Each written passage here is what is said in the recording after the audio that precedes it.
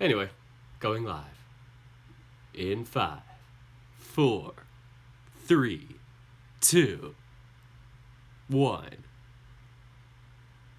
And we're live. Alrighty, cool. Welcome back, everybody. Dirk the Red Panda here with Password. As usual. I guess. I'm not sure if it reset, but yeah, I guess we're live again. It was 5 seconds ago, and then it restarted. I don't know. Live stream is weird. YouTube is weird. Everything is weird. Instead of everything is awesome, everything's just weird. Welcome to the fandom. Anyway, we are on day 5, and still no password. Even though I've looked at all the red words, which still don't make sense for what the password is. So, let me load up this bad boy. I saved the game twice because I accidentally just went back and decided to win the game, or at least tie with Orlando. And by tie, I meant he just gave us a clue about one of the horoscopes. I was about to say homoscopes. No homoscope. Thanks, Akira. I'm back. Yes. So, yeah. I've been working on my visual novel for a good week now. And by work on it, I mean I've just been playing around with the technicalities and seeing if I can get timed events to work and moving buttons. Yes, my game's going to be very interactive. Unlike a lot of visual novels, which will be kind of fun, but kind of scary at the same time. Don't worry, I'll try and make it easy and, not worth anything of value at first. More so just to give you kind of, testosterone tutorials and, kind of test trials of it so you get the feel for it. Yeah, I'm not going to try and, go all overboard with it, but, I'm going to have stuff maybe, the ball move or, maybe put buttons in different locations, do you want to hit the ball here or here? Things like that. I'm going to have a very, very fun visual novel. And hopefully I don't get burned out on that concept like Basket did with timing. We did talk about it, though. We're you gotta be, very cautious with how you use it. You don't want to, kill off your fan base with it. Yep, I've been talking for 2 minutes straight now. Let's see what you guys have to say. Why do I feel like one-off passwords will be something basic? Can't wait to try your novel, Dirk. Thanks, Sazur. So, a novel that will hold your hand. Yes, Jaro, just for you. It's a robot. It's $20,000. But yeah, enough talking before the game. Might as well just get into the game. So with all of that out of the way, let's get into the reading. Which one do I do? Which one do I do? Help, help! And the magic phone rings as usual. Oh, do I know this person? Oh, I almost kicked my wire over. Nope, I do not know this person. I don't think I know this person. Let me just, hold on. Yeet! And I got the batteries out. Phone's broken. I'm kidding. Anyway, now let's get into the reading. Alrighty then. When morning came, I felt as though I could have just rolled over and gone back to sleep. It hadn't been an easy night, but much like waking up the first time, something told me I wasn't getting back to sleep. I may as well get up. I had a shower, got dressed, and checked my phone. No new messages, no updates from any of my apps. Just like me. I made my way downstairs. Seemed as though I was the first one to arrive, too. Why didn't I stay in bed? I sat down, face buried in my hands as I tried to wake up.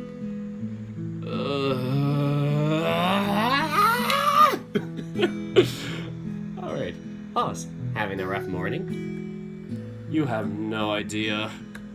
Oh, rough night as well? I feel like something woke me up last night, but no idea what. Oh? Did something go bump in the night? Orlando was worrying about ghosts before you went to bed. but I haven't seen him yet. There might have been some sort of noise. Seemed very quiet last night, though. I've noticed that a lot of the rooms seem to be naturally soundproofed. I'm not sure how or why, but just what I've noticed. That would probably explain the lack of sound. Still, probably not the case if you heard something from outside of your room loud enough to wake you. That, or maybe your room isn't soundproofed. I don't remember hearing anything last night, at least. Maybe I just dreamt it. Haas sat down at the table, pulling out his phone and using the camera to fix his mane. I'm sorry, guys. I'm just getting thrown off that there's music now. Oh my god, we have music. Let me go to the preferences and make sure I don't burst my ears. If there's any loud music, you know how I made that mistake before. Alright, so he'd always been very conscious of his looks, but for how early it still was, this was ridiculous. It made me feel a little self-conscious, but at least I'd showered and made an effort to look somewhat presentable. By comparison, though... Morning. Dean, despite the cheery greeting, punctuated it with a loud, unrestrained yawn immediately after. Morning. Tyson, too, looked rough, but given how late he was up last night, it's no wonder he looked like a mess. The fact the pair of them weren't at each other's throats must have meant they were past the point of being coffee cranky and almost oblivious to one another. Not that I was complaining. You guys sleep well? Ugh, no. Probably going to have to take a nap later. Yeah, my night was pretty terrible. Well, that sucks. I'll get the coffee going, I guess. Dean shuffled off, looking no better than Ty, but at least more functional. Maybe I should suck up to Dean for some of that coffee. What's this? Tyson's considering being nice? Oi, you keep that up and I'll just skip to my morning workout. With a huff, Ty took a seat next to me and sank into it, folding his arms and settled in for the wait for coffee. Then Sal arrived, towel in hand. Morning. Looks like he was planning on going for a swim again. Morning swim? Breakfast first. Are you going to be doing anything other than swimming while we're here? Gym. Waits after lunch. I felt Ty shift next to me. Someone wasn't overly keen with that idea, I gathered. Possibly struggling with the prospect of having to share the space he claimed as his. Sounds like a plan, Sal. Maybe I'll see you down here, or see you down there. Or maybe Ty can keep you company. Ty elbowed me in the side, saying nothing. Maybe. Sal then went and sat down nearby, looking about the room, seemingly waiting. Soon after, Orlando and Dean entered at the same time, even though Dean was there already. I don't know why. Both from the kitchen. Oh, never mind then. Guess what I have? Coffee. Dean took the chair next to me, sliding the coffee across to me before setting the rest of it off to the side.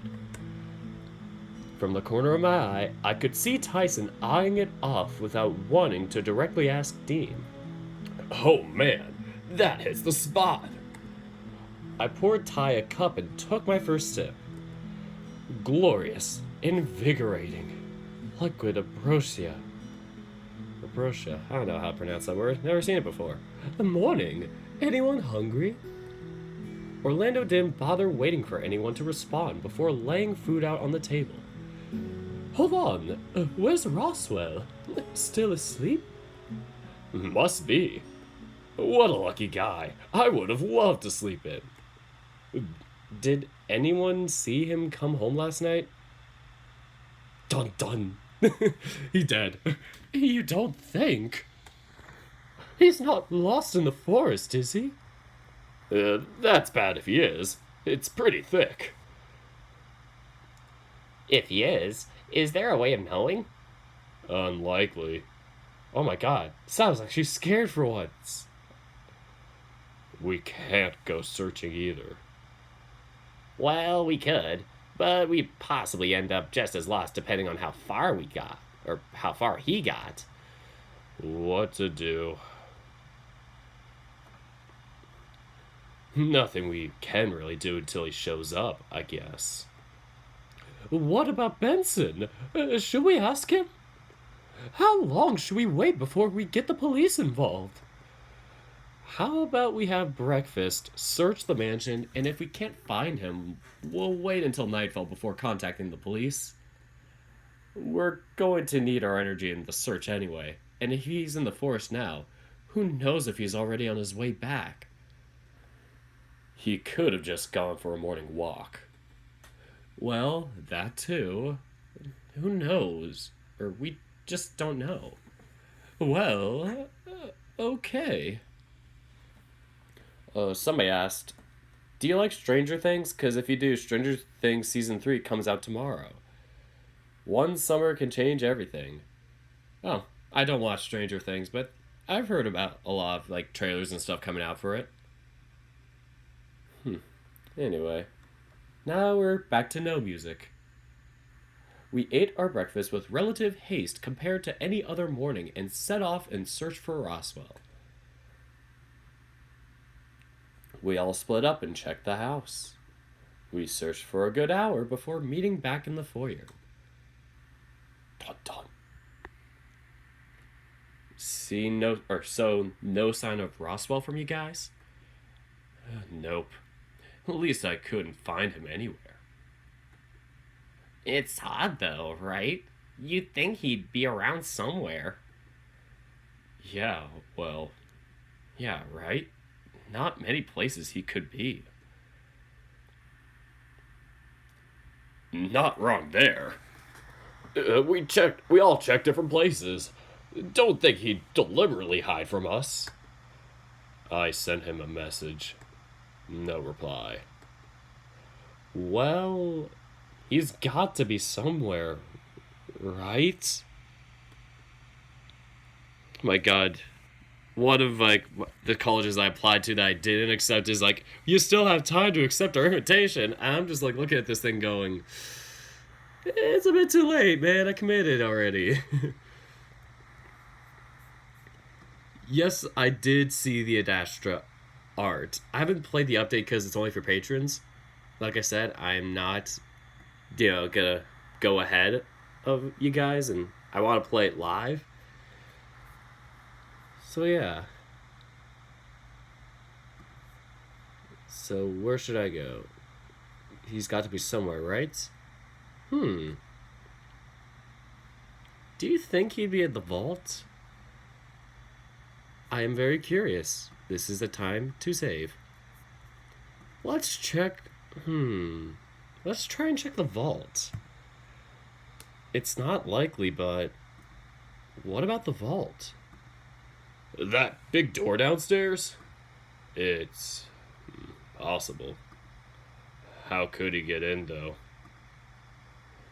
Whoa, hold on. There he is. Haas's comment came suddenly, excitedly pointing towards the back door. We filed out into the backyard, meeting up with Roswell as he drew ever closer. Oh, poor Roswell. You look pretty rough, buddy. Where have you been? Were you outside this whole time? I'm okay. Really, just tired. Any possibility of us believing him went out the window when he started coughing. Whoa, that doesn't sound so great. Let's get you inside. With Roswell still coughing up his lungs, Orlando guided him back inside. Haas and I followed, the others seemingly backing off to give him some space. Oh, he looks so sad though. Jeez, that cough is bad. It seems like he has a fever too. Medicine or sick? Wait, what? What's this decision?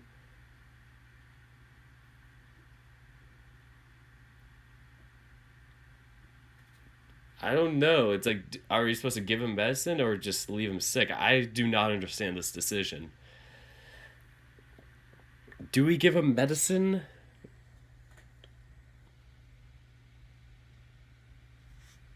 I think we should look for some medicine. Do we have anything for that? Like aspirin or something? Fucking aspirin. He has a fever. Jesus Christ, he's coughing. He don't need no aspirin. He needs cough syrup. God damn this game. Or maybe I'll go have a look. I'll make tea. That coughing has got to hurt your throat. I feel bad that people are going through so much trouble for me. Where were you anyway? I was out in the woods. It got dark before I thought it would, and I got lost. Didn't want to risk stumbling around and injuring myself. That probably have been worse, yeah. Still, I didn't think it'd get that cold out there. Or at least cold enough that you'd get sick. It was pretty cold out there.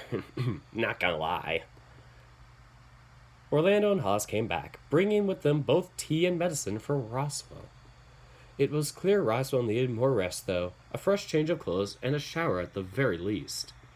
Orlando wasted no time in ushering Roswell out of the kitchen, presumably taking him upstairs.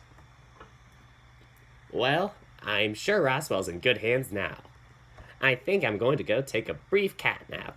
Oh boy, that joke. Want me to wake you for dinner? Oh no, that's fine. I don't plan to sleep the day away. Alright, well, I'll see you later then. I watched Haas leave and looked around the kitchen one last time before heading out myself. I found myself waiting in the foyer. Ooh, more music. And royalty-free music that Frederick Knudsen uses for his Down the Rabbit Hole series. My favorite. God, I love that series. Anyway. Yo! Oh, hey, Dean. What's up? Not a whole lot. To be honest, wondering where you ended up. Just helping Roswell out. With Orlando and Haas. How's he holding up? Not too bad, I think. Needs a shower, some rest. He'll probably be alright.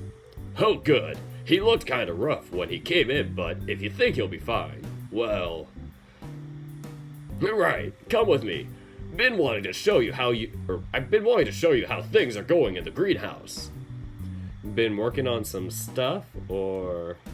You'll just have to see when we get there. Whoa!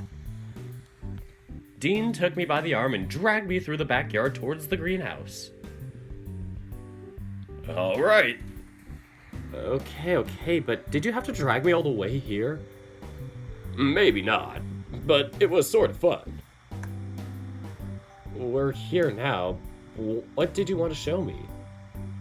Oh, right. This way. I think I left it around here somewhere. Dean was rummaging through some bits and pieces off to the side before exclaiming and pulling me closer. See? He was excitedly gesturing around a small sprout in the soil. It looked like just a random plant to me. Great. You have no idea what this is, do you? It's a plant, I can tell you that much. Not just any plant, it's a flower. Odd that it'd be here, though. Oh, what kind is it? Why don't you guess? I don't know.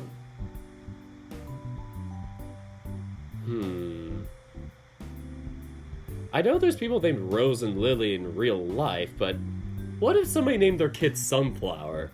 Like, oh, what's your name? Sunflower. People would just be like, what the hell's wrong with you? Like, why'd you name your kid that? I'm guessing it's a sunflower. He totally looks like a sunflower type of guy. The type who would eat sunflower seeds, which are really good, by the way. I don't know, a sunflower? Well, that'd be odd for sure, but no. You're the green thumb between the two of us. You're the green thumb between the two of us. Everything looks the same to me. Let me just tell you.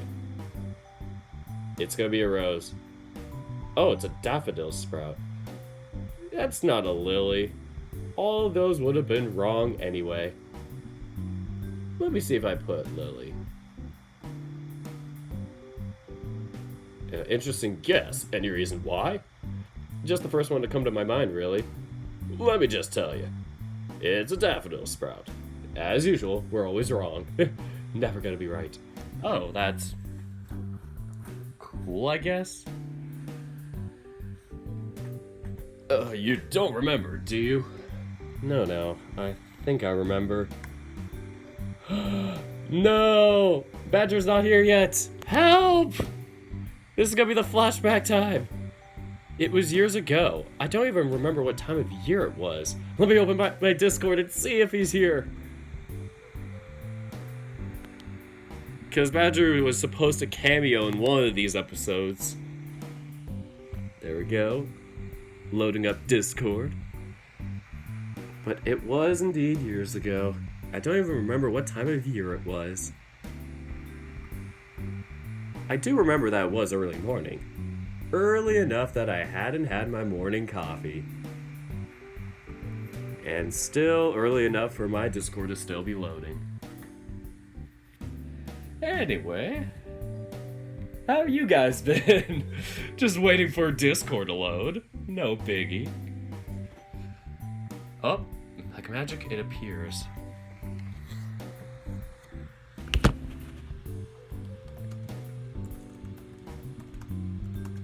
I'm texting that the flashback is happening right now.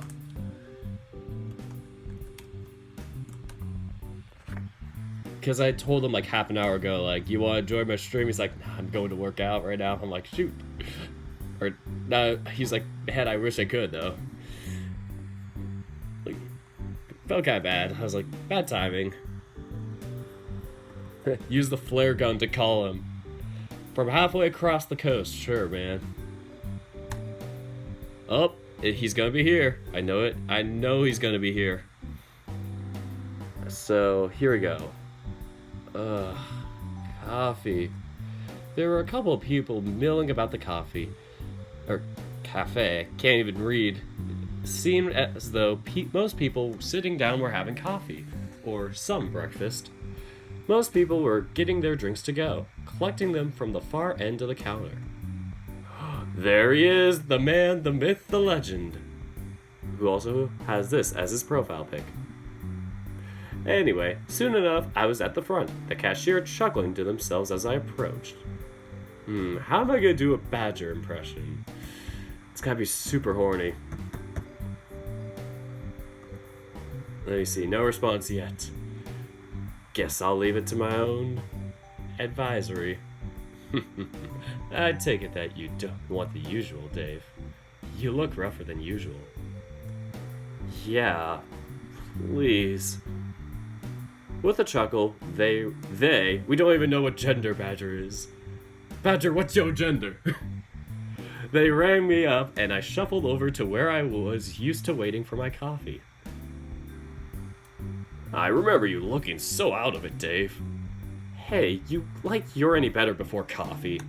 True. I must have zoned out. I felt a furred hand brush mine as I reached out for my coffee. Whoa, sorry there, buddy. Huh? Boy, I know that expression. Looks like you need this more than me. Go for it. Oh, thanks? I found myself staring. The broad frame of a bear before me. I hadn't taken a sip of coffee yet, and already I felt my face warming up. So, are you... Coffee for Dean? Ah, this one's mine. The bear took the fresh coffee and sipped it immediately, sighing out of contentment. And then we just sort of stood there, staring at each other. Hey, so, this is a long shot, but, want to share a table? Share a table? We get to choose what our flashback was like. Choose your own past.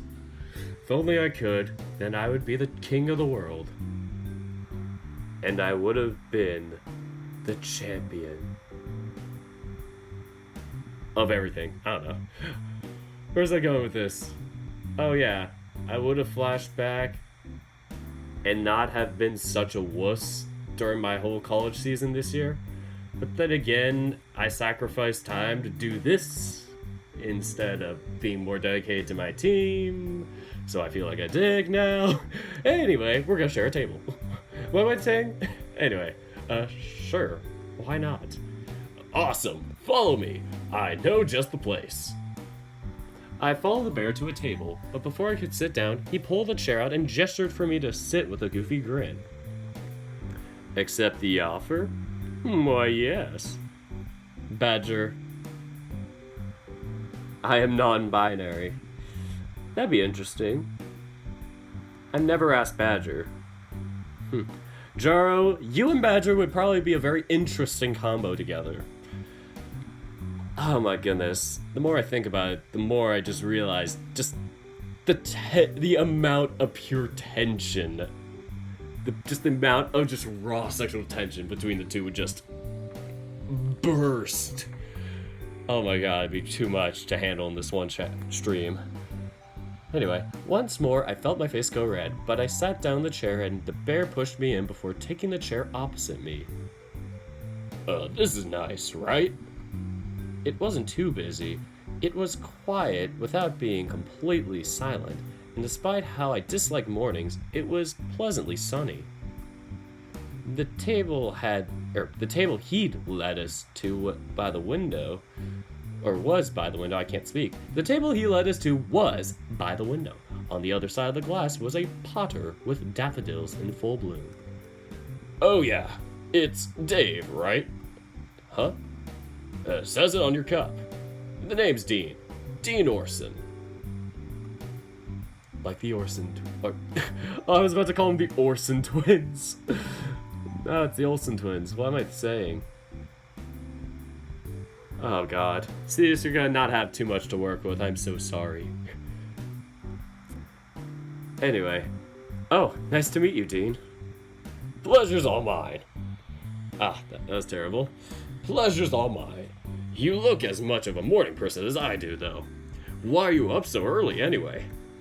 Why am I up so early? School? Work? Coffee? I just need my coffee.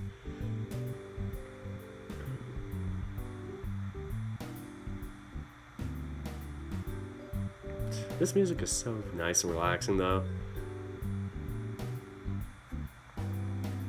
I actually do prefer energy drinks too, Jaro. Like, that's more my thing. I'm not much of a tea or coffee person. I could drink tea, but it's not my forte. Coffee, I just don't like the taste of.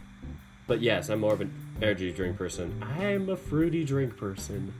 That comes to alcohol too. Anyway, what should I do? Why not school? Well, just school stuff. School, huh? Got up early to turn in an assignment or something? Something like that, yeah. More just to make sure I've got stuff sorted for when classes start back up again, but... yeah, they're making us do it early for some reason. What about you, though? Oh, me? I'm normally up at this time. No point staying in bed, at least. You don't like sleeping in? Oh, I do. Lately, I've been needing to help out the younger brother at work, though. Oh, yeah? Based on how Dean was dressed, he looked like every stereotype of a lumberjack right down to his plaid shirt. just like another character from another novel that we seem to dream about in a lumberjack shirt. Anyway, at a lumber mill or something? I know I look the type, but no, I'm not a lumberjack. At least not yet. Little brother runs his own pizza chain. I just help out where I can. You can make pizza? I can put it away, alright. Dean patted his stomach, chuckling. But nah, I usually just help clean things up. More like a janitor, really. I watched as he looked out the window, seemingly awestruck by the flowers. You know, these flowers are pretty interesting.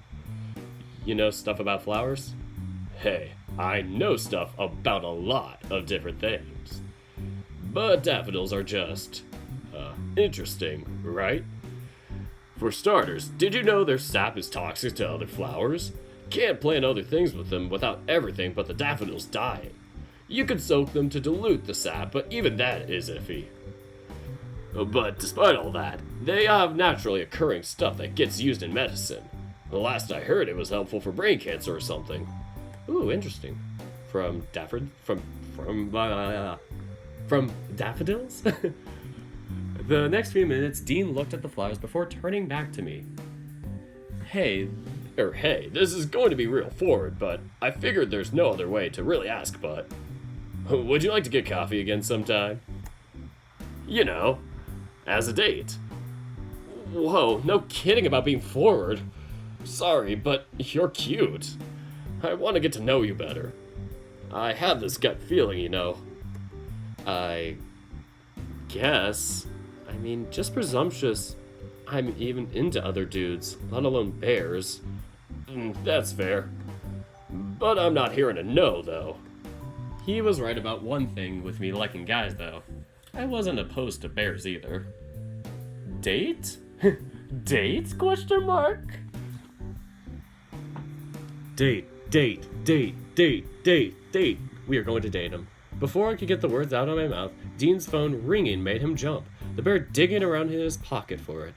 Whoa, hold on. Let me check for this. Or let me just check this. Damn, work getting in the way.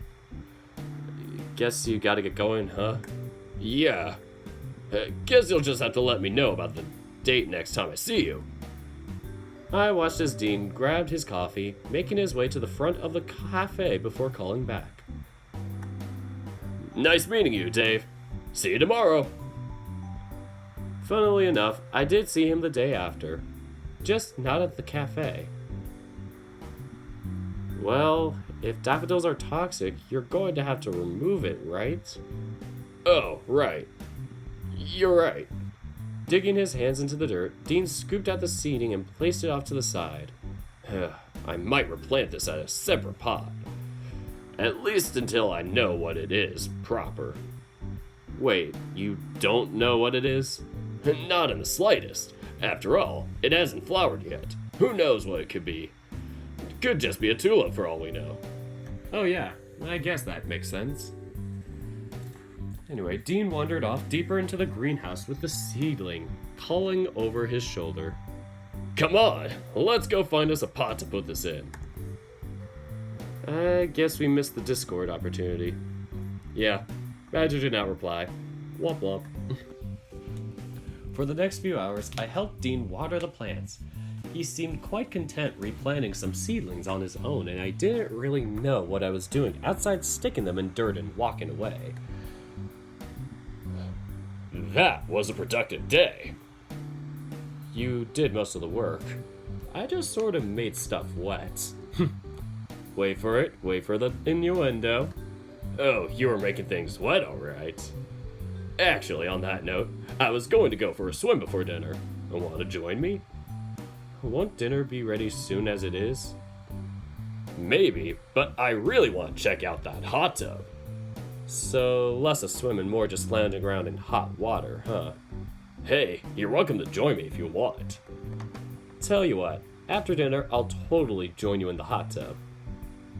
But only if there's no funny business.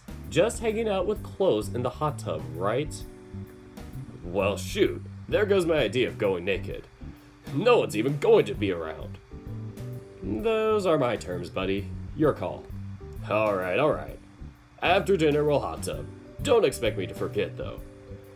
If that's the case, then, let me go pick out some trunks to wear. Gotta make sure I'm presentable for later. Probably should shower quickly, too. Alright, see you at dinner. It's a date. With a hop in his step, Dean headed inside with me close behind. For the rest of the afternoon, I just played around on my phone in my room. When it was time for dinner, rather than file into the dining room, we all gathered into the room we knew as the rec room. We're having dinner in here, right? That's right. Do I know why? Or do I want to know why? Why can't we just do it because it's fun? Okay, I get it. Just, I don't know. What's there to get? Dean was still damp from what I could tell, having clearly favored getting to dinner on time rather than drying properly. Pizza, movie, and then after, hot tub. Guess this is happening sooner than I thought. I swear, this had nothing to do with me, Ty. This is all Orlando. Well, alright. Guess we're all getting buddy-buddy, too.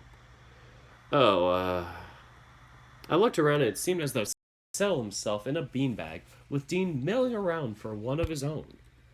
Ty bumped me on the shoulder, leaning in close to my ear, putting the hairs on the back of my neck on edge. Maybe we should find a spot to get cozy together. The words were no sooner out of his mouth than I noticed Dean staring daggers at him. Ty just picked a spot and pulled out his phone, Dean still trying to melt his target as if he had laser eyes. Well, this is a bit cozy. This is a bit cozy, isn't it? You're telling me. I just thought we needed it, is all. It's not a bad idea. We are on vacation after all. Well, that was what I was thinking. Nothing beats just hanging around on a comfy beanbag with a good pizza either. I'm guessing we're yet to decide on a movie too, given how things are set up. We all know memes produce the most energy now. Yes, they produce a lot of power. Anyway. Not yet. Was going to make sure everyone had food before we can go through the list together. Seems like a decent way to go about it. It's a shame Roswell can't join us, though. Understandable given what he went through, though. I can only imagine how rough he must feel. Still, we'll make it up to him soon. We haven't been here a week yet, and we've got the rest of the month to go. Orlando left to go get dinner, and I was left with a choice of who I'd sit next to. I wonder, who would I sit next to?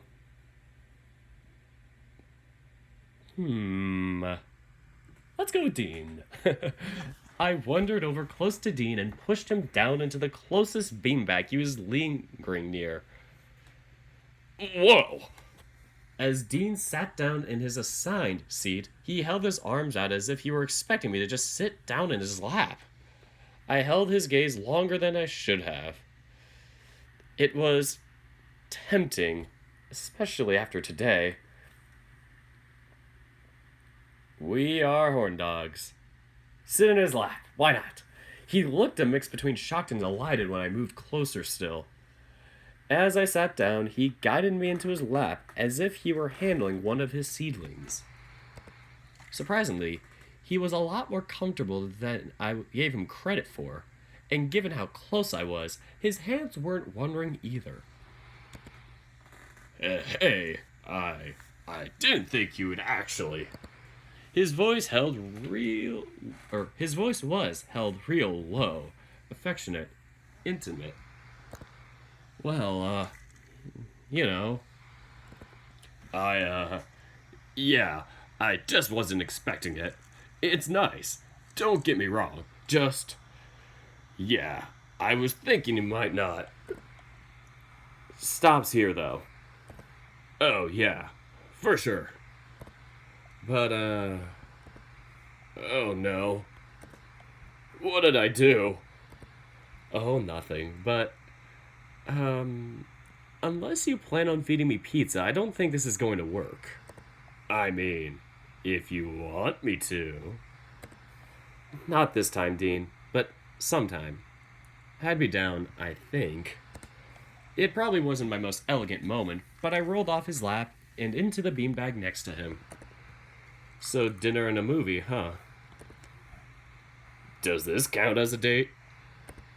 I mean, it may as well be. It's the closest we've ever gotten. Granted, I guess it's a date for all of us. Also depends on what movie we've got going on. Yeah, no kidding. Don't know what we're going to watch, but I hope it's something. Well, really anything not sappy. Oh yeah? I thought a Casanova like you would be all about those mushy romance films. Ugh, hell no. Well, give me a good comedy any day for sure, but depends on who I'm with, I suppose. Aw.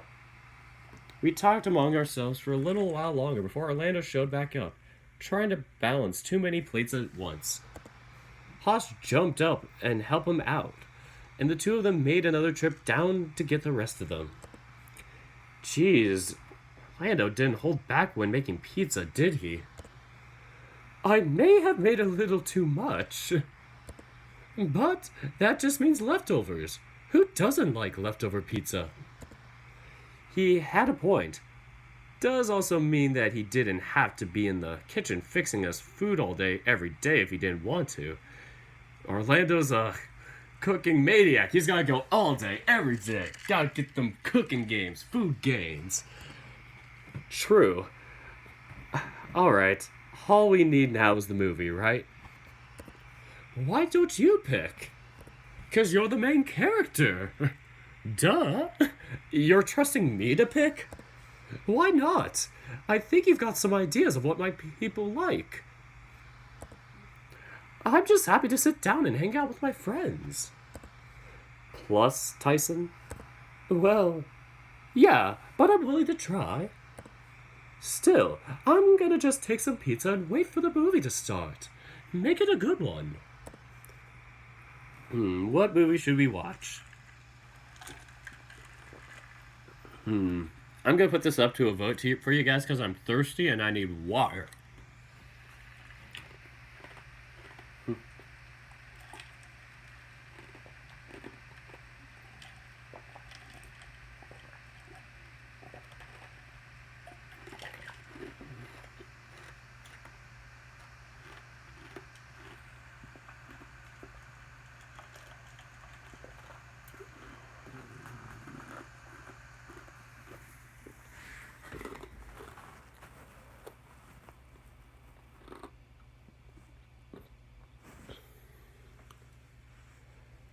One vote for romance, 2 for horror, 3 for horror. Wow, a lot of you guys like horror. That'd be kind of ironic for, the theme of this game. What if we chose comedy and this whole story turned into a comedy? Or we chose romance and the whole story continued as a romance? Like, that would be so funny if this is the big decision. We all get mushy with Dean. So, okay, wait. I lost track. Help. 1, 2, 3, 4. 4 for horror. 1, 2 for romance. 1, 2 for comedy. 3 for comedy. Or no, wait. That says comedy sucks nowadays. Going once. Going twice. Alright, we're gonna go with horror. Lord help.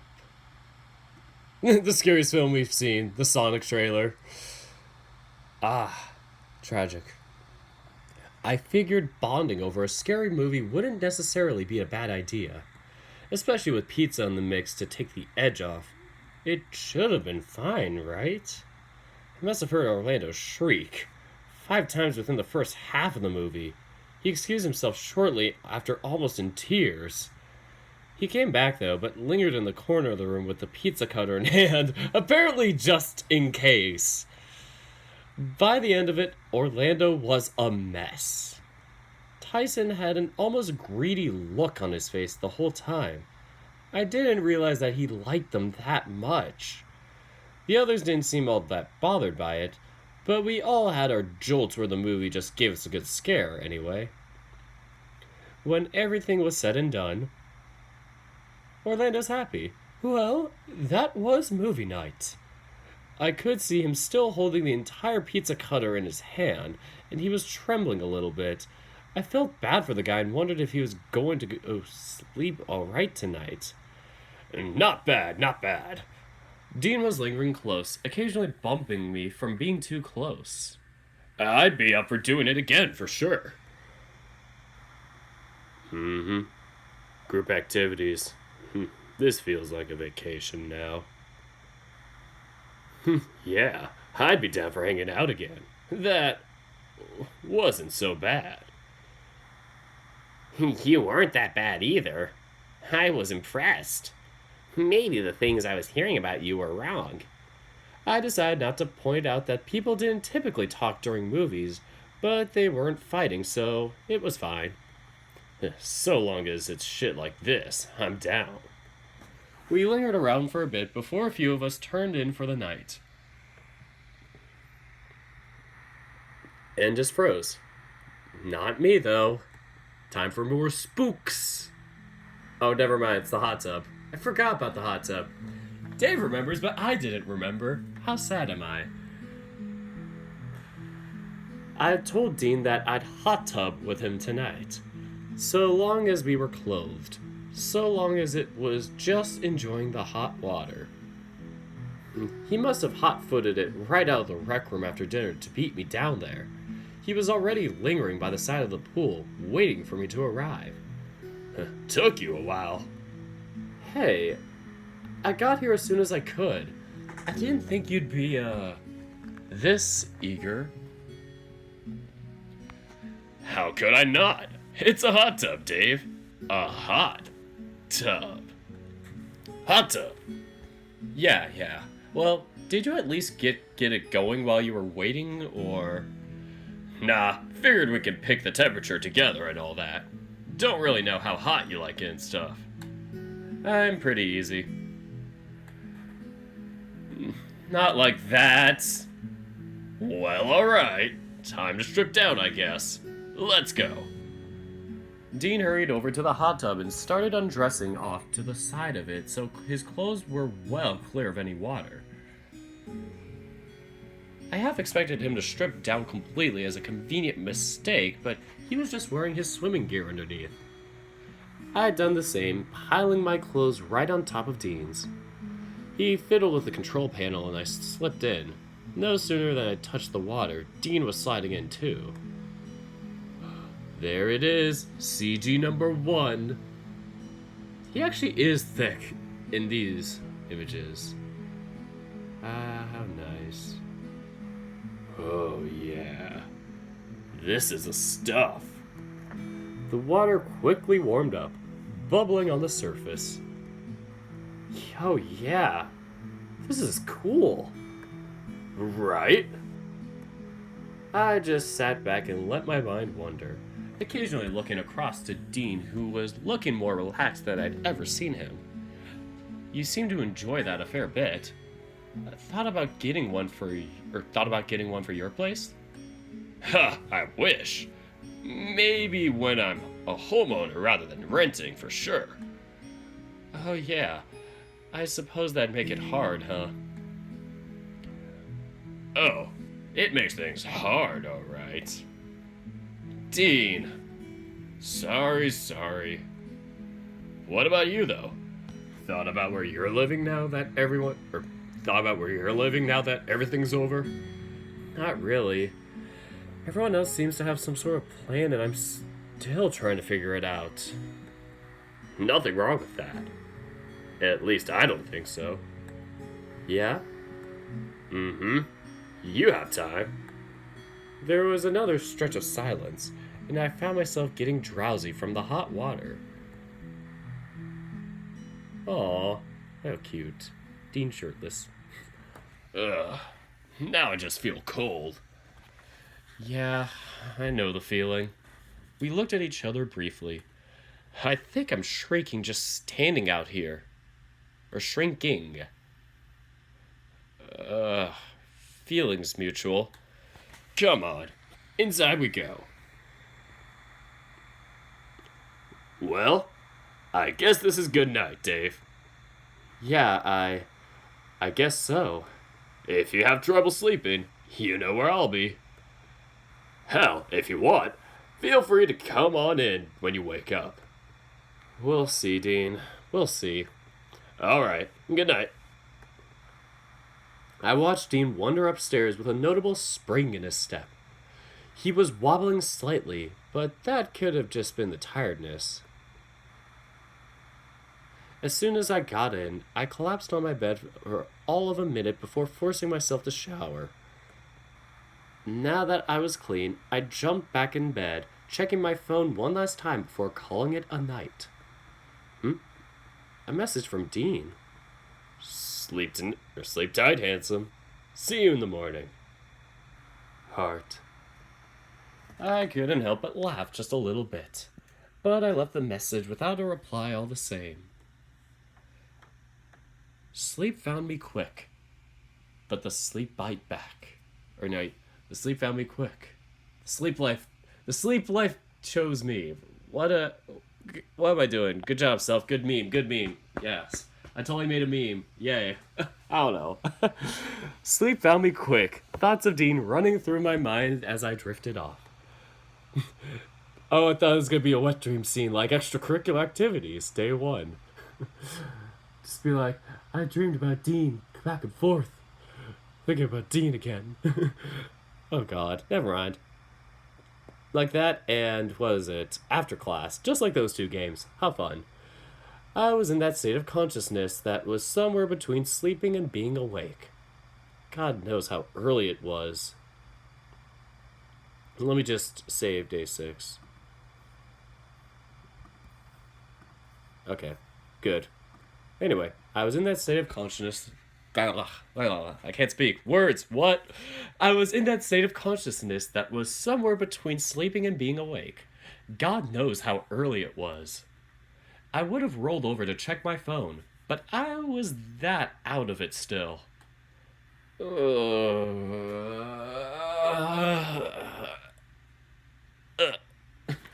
I buried my head into my pillow to try and get more sleep. Something was nagging at me, and the more I thought about it, the more I noticed the pit in my stomach growing. Okay, back to normal, after tossing and turning. Visit the vault, visit the vault, visit the vault, visit the vault. I made my way down to the vault, walking fast. Hours passed, and I'm vault bound.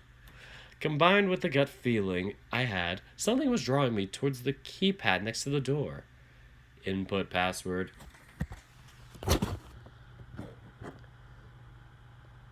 It's like I don't want to do the spoilered password, but I'm just gonna guess.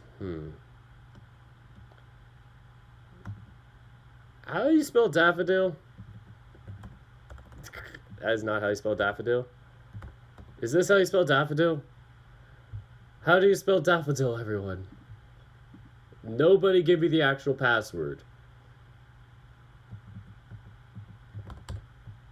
Otherwise, I will ban you. Or at least do something. Block you, I don't know. The evil vault. Upon hitting enter, what I entered was wiped away, accompanied by an angry beep. So much for that. Try another password.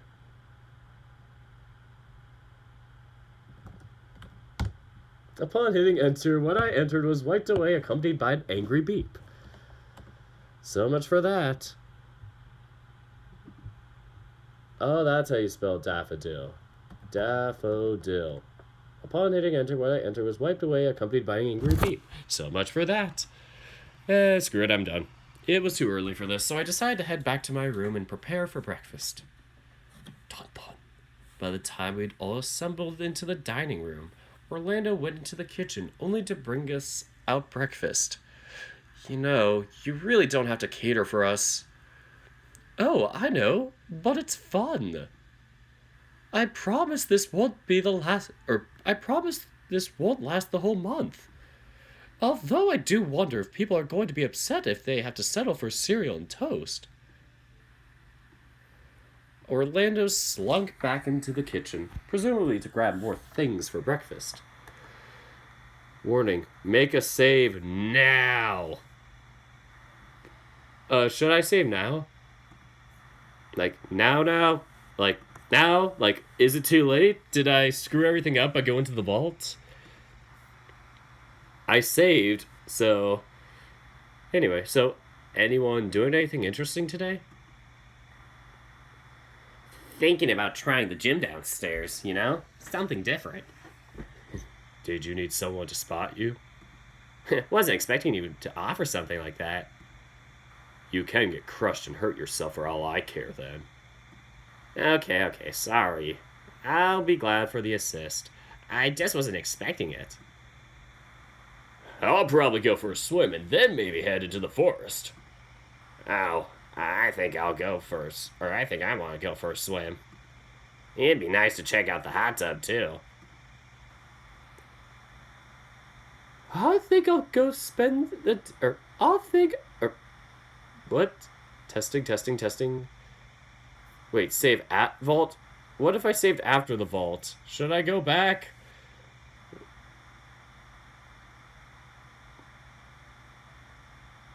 You fucked it up! No! We're going to die. Vault Boy is in the vault.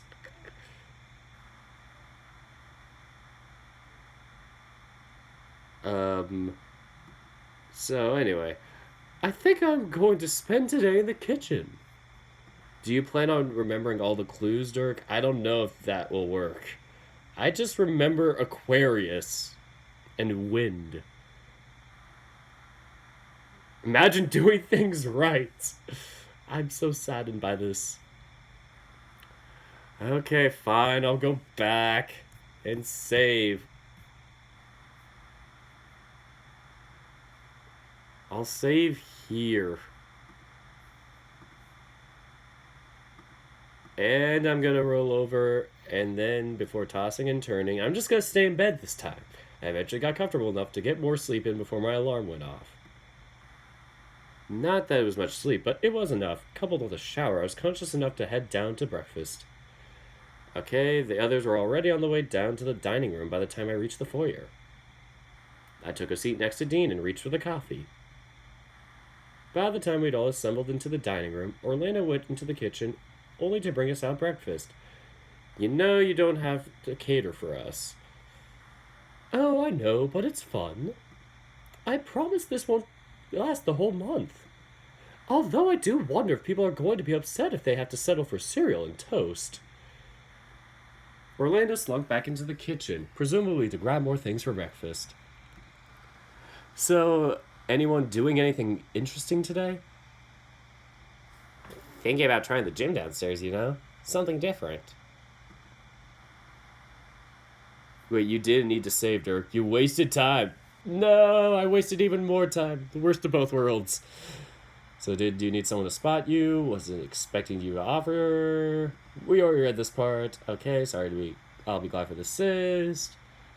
And I'll probably go for a swim. I think I want to go for a swim. It'd be nice to check out the hot tub. And then Orlando. I think I'm going to spend today in the kitchen. What again? Well, yeah, true. I know, but I want to learn. You don't know how to cook, Sal? Well, yes, but nothing fancy. He told me about the last time he tried to make something fancy, and, well, it was a story to be sure. Seemed like everyone had plans for the day, and here I was with nothing really grabbing me. Why don't you join Dean and I, Dave? What? At the pool? Yeah, who knows? Could even check out the hot tub later, too. Wait, did Dean say that? Yeah, who knows? Could even check out the hot tub later, too. I could probably go for taking a dip in there, too. Although, really, I just want to wait around in the corner given the weather seems nice. Well, alright. I guess I'll join you guys today, then. We pretty much set out right away, telling the guys we'd reconvene at lunch. Oh god, Roswell. Only the best of outfits. Pool, yay! The sun was out, and it was pleasantly warm. How often do you get to have a pool in your backyard, Dave? Never. How could you not be excited, Dave? It's a pool. Careful, or you'll start to sound like Dean with the hot tub. Hey now, it's a hot tub. In fact, I'm going to go to the hot tub right now. Okay. Well, I'm going to see if I remember how to swim. Good luck trying to stay alive! You don't know if you remember? Hey, it's been a while. I figure it's like riding a bike, right? Speaking of which, I need to buy a bike for college, and I keep forgetting. I need a single shift or a single gear bike. So it's like cheap and simple, and nobody steals it. Because if I get like a multi-gear bike, people are gonna be like, ooh, fancy, let me steal this. Even if I chain it up, it's like people are gonna still break it, and like people are gonna actually want it. So I should probably look a little bit more on Craigslist. Yeah. Anyway, if anybody has a single shift bike, I need one. I'm looking to maybe pay something like 50 to maybe 100 range. Maybe 125 max. Probably would stay more towards 100 though. Yeah, that's my goal. If anybody wants to give me a single shift bike, but nah, I'm just like teasing around with you guys. I'm gonna look for like one on the eBay or Craigslist. Or I'll just get some used one or whatever. Because I can't find any single shift ones that are new, that are cheap, I guess. So, maybe stick to the shallow end until you're certain to remember. Or unless you're certain to what the hell am I saying? Unless you're certain you remember. Only you can prevent yourself from drowning. Roswell eased into the pool and began to paddle in place, although I could see he still had his feet firmly on the bottom of the pool. Who should I check in on? He's fine. He's not gonna drown. Dean. Leaving Roswell to get reacquainted with the pool, I wandered over to Dean, fiddling with the controls off to the side. What happened to getting into the hot tub? Hey, cut me some slack. I only just got over here. Despite turning back to the controls, he seemed to be hesitating switching them on. Struggling to turn it on, or seemed to be working fine last night. Nah, that's not it. Just trying to figure out what temperature I want it at. Obviously hot is best, but maybe that's overkill given it's already sunny. But if you're going to join me, why not you pick? Dean then came in close, shooting Roswell a cautious look before returning his attention to me. And if you want, we can make out a little when Roswell's not looking. I glanced over to where Roswell was, who seemed content just splashing around for the time being, seemingly lost in his own thoughts. Well... Is this like Echo? One decision? Do I get in the hot tub? Or do I not get in the hot tub? I have a dirt bike in pieces on my workbench. Yikes. You can have that for free. It no worky. I need a functional bike to class. Oh, hi, Light. I'm on day 6. I don't know how far this update goes, but yeah, hopefully I can get done within the next week or two so I'm like up to date with everybody else. Dean, fan service. Busted. Hot tub, harassment by Dean. Hotel, Triviago. I figured that with Roswell preoccupied, there really wasn't any harm in taking a dip in the hot tub beforehand. Besides, if Dean figured he could get lucky in regards to getting a kiss, at least it was only a kiss he was suggesting. I slipped into the hot tub and sat back as the bubbles started. So, last night was fun, huh? Last night was, pretty good, right? You mean the movie? Sure, the movie. Dean then came in real close, pressing his body against me. And then maybe everything that happened right after. Or maybe, just... In the next moment, Dean leaned in and kissed me, tenderly, his hands hovering while the rest of his body quaked. As he backed off slowly, I held him in place. I wasn't sure if it was out of shock or not, but I held him firm by the fur around his neck. I'm sorry, I cut him off, kissing him back hard. Ooh. It wasn't a long kiss by any means, but he backed off in a stupor to his side of the hot tub after days. Wow. The silence lingered between us for a moment before I smiled at him. Was it everything you ever hoped for? Oh, better. Absolutely better than I had imagined. Although, I take this as an invitation to kiss you whenever I want now. We weren't sitting in the tub for all that long before Roswell came over to see what we were doing before jumping in himself. The three of us sat in relative silence, enjoying the heat and bubbles. Oh, that's right. Did either of you have an interest in magic? What, like wizards or like Vegas? Well, more like Vegas, I think. Although, if you're a wizard, Dean, you better share your magic secrets. Well, I do know a few tricks, but I don't think that constitute magic, given the wand I use. Oh god, Dean. Moving on. Did you pick up a few more tricks since the last time, Roswell? Well, kinda. Although, more importantly, I've wanted to know if either of you would be interested in being my assistant. Assistant?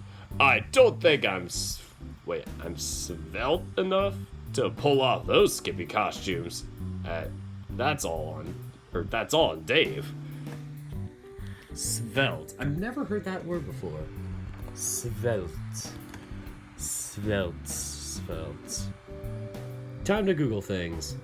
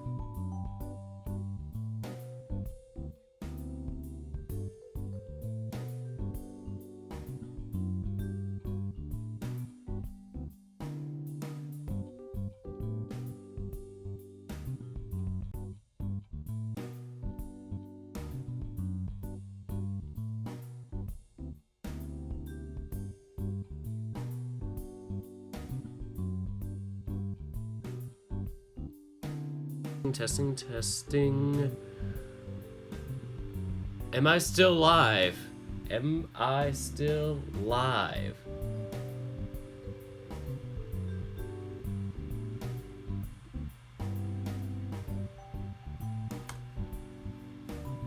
It's live now, supposedly. My video is supposedly live. Why does shit have to just randomly quit on me? Like, I'm just sitting here and then everything just quits. Like, this stupid Wi-Fi just dies.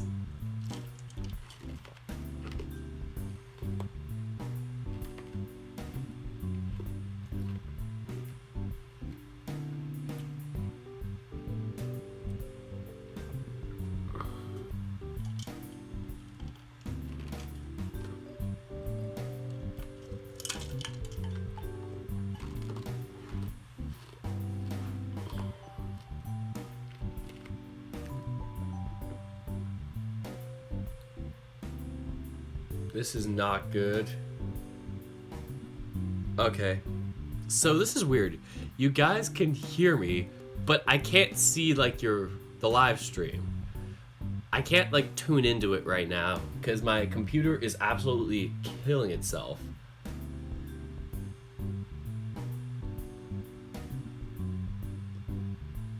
Okay, it's loading now. It's loading.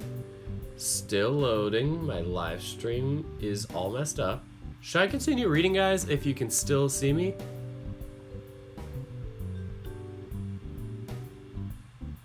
Like, I'm telling you, it's not my idea for this Wi-Fi. I'm gonna go off to college and get better Wi-Fi. Like, that's how bad my family's Wi-Fi plan is. No. It wasn't North Korea, it was China. I mentioned the incident. The incident that would totally get me taken down in China if I mention it. Okay, so loading. There we go, live dashboard. Okay, it's loading up. I can't believe 28 people are watching while this all gets shut down. Alright, it's one of those Russian hackers. Of course it was. Alright, so I'm back. Alright, you guys ready? Oh, for God's sakes, Putin. Anyway, the three of us talked until it was time for lunch. Each of us heaving back inside to get changed before heading down to the dining room. We somehow all ended up back in the kitchen, eating leftover pizza from the night before. Pizza's still good. Of course it's good. I made it. I guess you do have your uses after all. So, Dirk, did you get the Did Dirk get the password for this morning? There's a password this morning? I totally missed it. There's a password? Not yet. Oh, it's coming. I'm excited. So, who do you think has been making breakfast? Oh no, is my phone going... Okay, I thought my phone was going haywire again, because I heard like the charger noise happen somewhere. So, wait, what just happened? So, who do you think has been making breakfast? Benson, right? Orlando, obviously. Yeah, I don't think Benson's had much to do at all, really.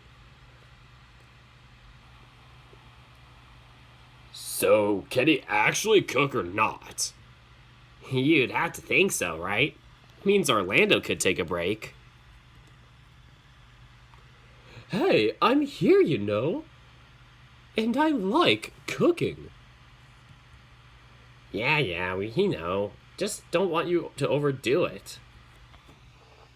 When we'd eaten our fill, we each started to branch off for the afternoon. Oh, Dave. Huh? before I had the chance to get anything else out, I was picked up by the midsection and squeezed in a tight hug. Whoa. Gotcha. What happened next was a flurry of light kisses up my neck with a firm one planted right on my mouth before being eased back down onto the floor. I couldn't help but giggle to myself for a little bit, feeling my cheeks burn. Thankfully, Dean and I were the last ones here, lest I have to face embarrassment alongside the giddy feeling I was having. Feeling alright there, handsome? Is this just how you're going to greet me from now on? Well, sure. Why not? Unless there's a problem on your end. Can stop if you want. Figured that maybe you should wait until we're alone, though. Probably a good idea for now. At least while we're testing the waters, right? Of course. Speaking of testing the waters, want to go on a date? Whoa, is it finally happening? Well, maybe not in the original sense of what I was thinking, but I figure we can still do stuff together, alone. Well, what did you have in mind?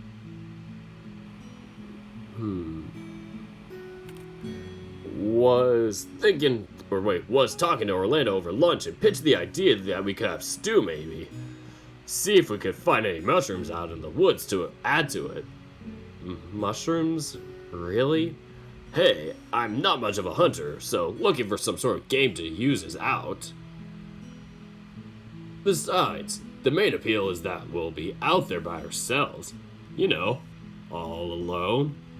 I rolled my eyes at him, clearly not giving him the acknowledgement he was looking for to the prospect of having some privacy outdoors. Dean then came in close, whispering into my ear. And I guess if you want to fool around a bit while we have the privacy, that's an option too. Turned out he just took this as an invitation to be blunt about it and ask up front, earning him a groan. Dean backed off and laughed heartily. It was hard to tell if he was genuine about the suggestion. I wanted to say he was, but with how he was brushing it off confused me. Yeah, well, maybe if you're lucky. Well, let's head on over to the greenhouse, and I can get a few bits, and we'll head on out. Should be fine just as is. We're not going to go all that far, I don't think. At least, I can guarantee we won't end up like Roswell did. Navigating in there shouldn't be too hard, I think. You think? Okay. I promise. I won't get us lost. We'll be back before nightfall. Dean led the way out to the back, heading towards the greenhouse. The weather looked alright. Still sunny from before, but there were clouds on the horizon. Dark clouds. Probably gonna save here. Just to be safe. Looks like we might be getting rain tonight. Another good reason to be back before it buckets down then, huh?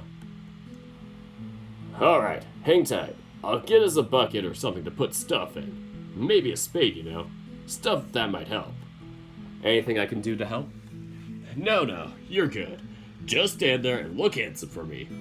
Won't take too long. The flattery was nice, but it was starting to get a little uncomfortable. After all, should I be giving him compliments? A pet name? Was that something you even do as friends just in case this didn't work out? Off to the side there was a small seedling, isolated from the others. The supposed suspect daffodil among other flowers. It still looked like an innocent enough sprout to me.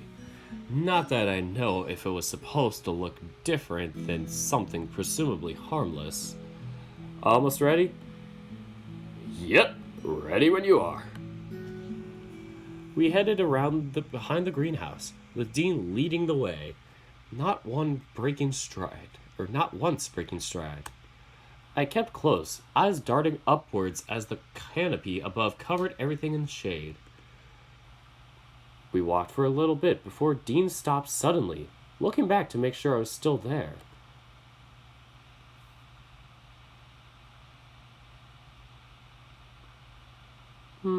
Let's hold his hand. As I reached out for his hand, Dean met me halfway, flashing me a smile and giving my hand a light squeeze. Come on, not much further. I reckon here's a good place to start looking. Alright, what should we be looking for? Nothing specifically. Just be careful, though. If you find something, let me make sure it's safe first, yeah? Can't have you getting sick, or getting the others sick by picking something deadly. Wait, there's mushrooms like that out here? Don't know for certain, but more than likely. Doesn't hurt to be careful, though. How bad are we talking? Well, let's see. Some can make you very sick. Others will just kill. Not straight away, mind you, but eat one in your toast. And I guess everything else you can either eat safely or will give you crazy hallucinations. Oh, or didn't say that? And I guess everything else you can either eat safely or will give you crazy hallucinations. Oh, I really hope you know what you're doing, Dean. I have a pretty good idea of what to look for anyway. Anything I'm not sure of, I just won't bring with us. You sure? What, you don't question Roswell going, but not sure about how well I'd go? I'll prove it. I think I could see something that might be worth checking out. Dean led the way a little further in before stopping, gesturing me closer to something growing near the base of the tree. Okay. Know what this is? I'm gonna guess it's a mushroom. Okay, Smarty Pants, what type of mushroom?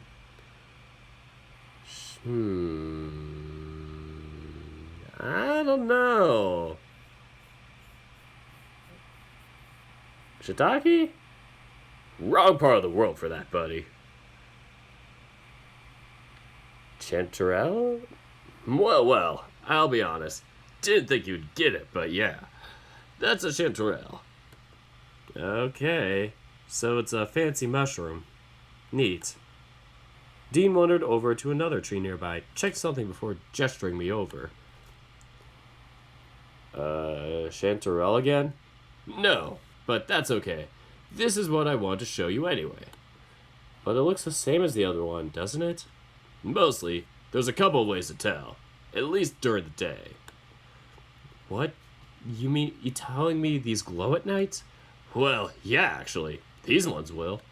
What we've got here is a jack-o'-lantern. Looks identical to a chanterelle during the day, but at night they'll glow like a soft bluey green. Okay, so how can you tell them apart during the day? The main way is their underside. If the ridges are underneath, they're called gills. If they run parallel, it's no good. It's a jack-o'-lantern. What was the difference between the other one? They look the same to me. What the?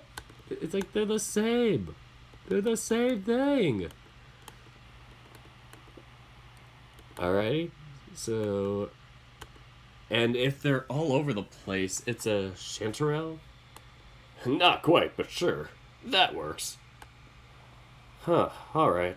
I think that's easy enough to remember.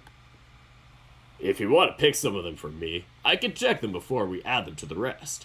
There's a few other types around here, but if I find that any are interesting, I'll show you. Oh, sure, alright. But, you've got me wondering. What? Gonna take me up on my offer? No, not that. Just... mushrooms. They're not like flowers, right?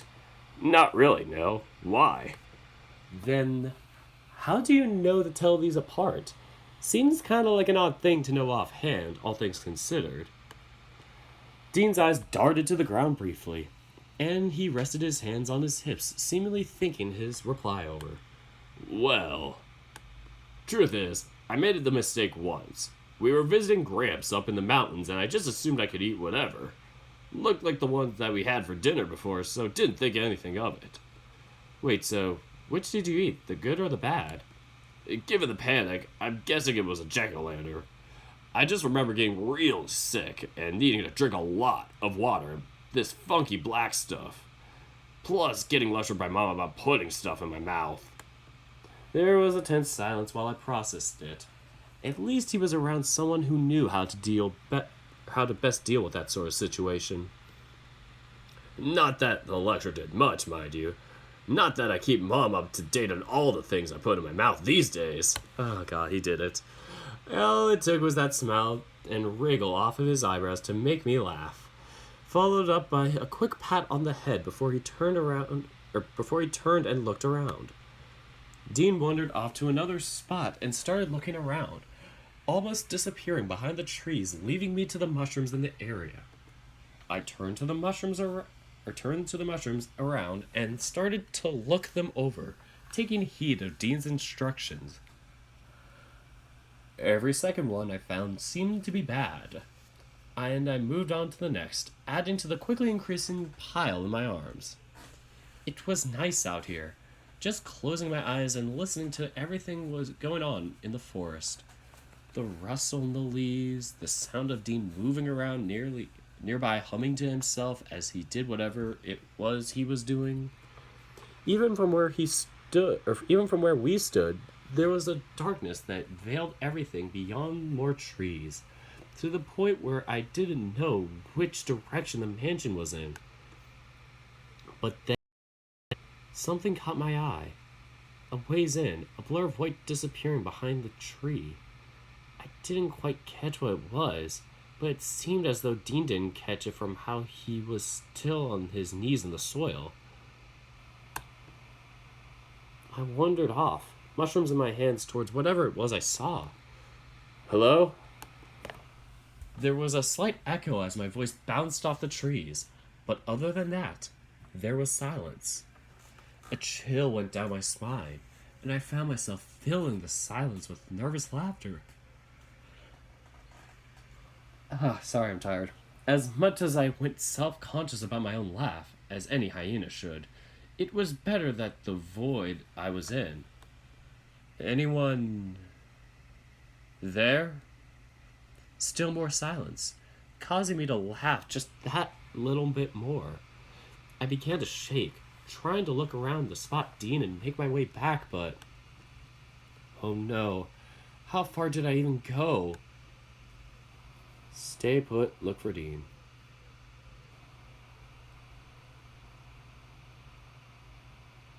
Oh boy. I don't know what to do!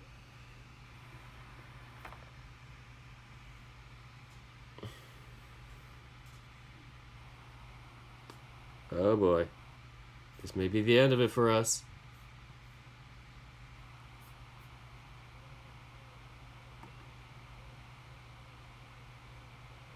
We're about to die.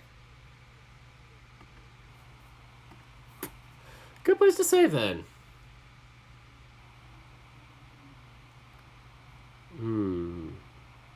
Should I look for Dean? There was no point staying here after all. After all, I kept moving. There was every likelihood that Dean would stumble across me anyway. Right? Dean? My voice echoed off the trees around me.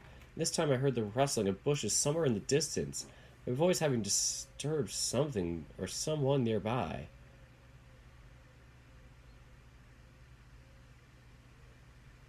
Y'all need to be alone in a dangerous situation.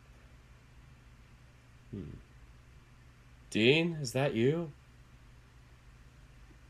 Silence. I was surrounded by it, and after a while, I parked by the base of a tree, just listening, waiting for Dean to come find me. Dave, where are you?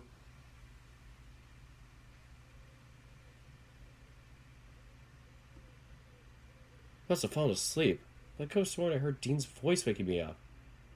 Dean! Dean rounded the tree I was sitting under, a mix between distraught, furious, and relieved. He dropped the basket of mushrooms he had and knelt before me, embracing me tightly. Why'd you wander off? Thought I'd lost you out there. There wasn't that usual raunchy side of Dean that I'd come to expect, but something more primal. Sorry. I saw something. Shoot, I'm tired. Sorry. I thought I saw something. Don't do it again. He whacked me upside the head gently before hugging me again. Seriously, you had me worried for a moment. I hugged him back, but it was him who broke away first, retrieving his basket and looking for me. See, you found a couple mushrooms. Yeah, what do you think? Dean took each mushroom off me in turn, double-checking them before either adding them to a pile straight away or giving them a sniff before throwing them in. Not bad. They're all fine. So you've done well to avoid the dangerous ones. Just as well. I only really know how to tell these apart and what a moral looks like. Guess I better grab Roswell if I want to search for anything else, huh? Guess so, yeah. I looked past Dean towards the darkness, wondering if the thing I saw originally was just a figment of my imagination or not. You okay? I know this is a poor excuse for a date, but... Oh yeah, I'm good. I think... maybe... just tired? You sure? Positive. Although, I don't really know which way the mansion is. How far in are we, anyway? A little ways in for sure. In fact, it might be best to head back now. You can take these into Orlando, and maybe I'll go see if Roswell's doing anything and bring him out. I think you're done for the day, if I'm reading you right. Sorry, Dean. Yeah, I think I am. Don't be sorry. I should be apologizing that this wasn't much of a date. There'll be another opportunity soon. Promise. I'm going to hold you to that. Do I still get to reserve getting a goodnight kiss? I laughed, shaking my head as where his mind had gone, but it was enough to take the edge off. Sure, Dean. You can still get a goodnight kiss. Dean led the way back and handed off the basket to me while he went to the greenhouse to see if he had another one. I'm just gonna save here and see what happens if we do the alternate.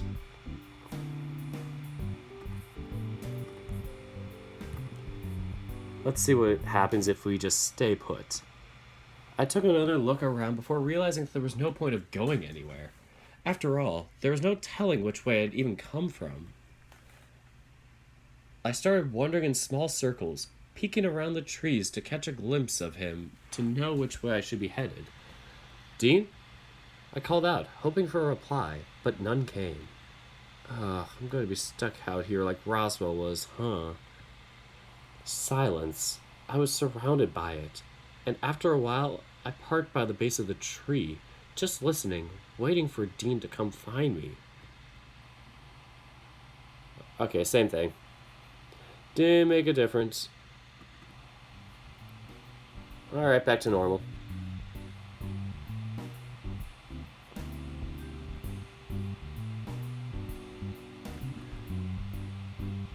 Alright, so... Orlando, I bring mushrooms.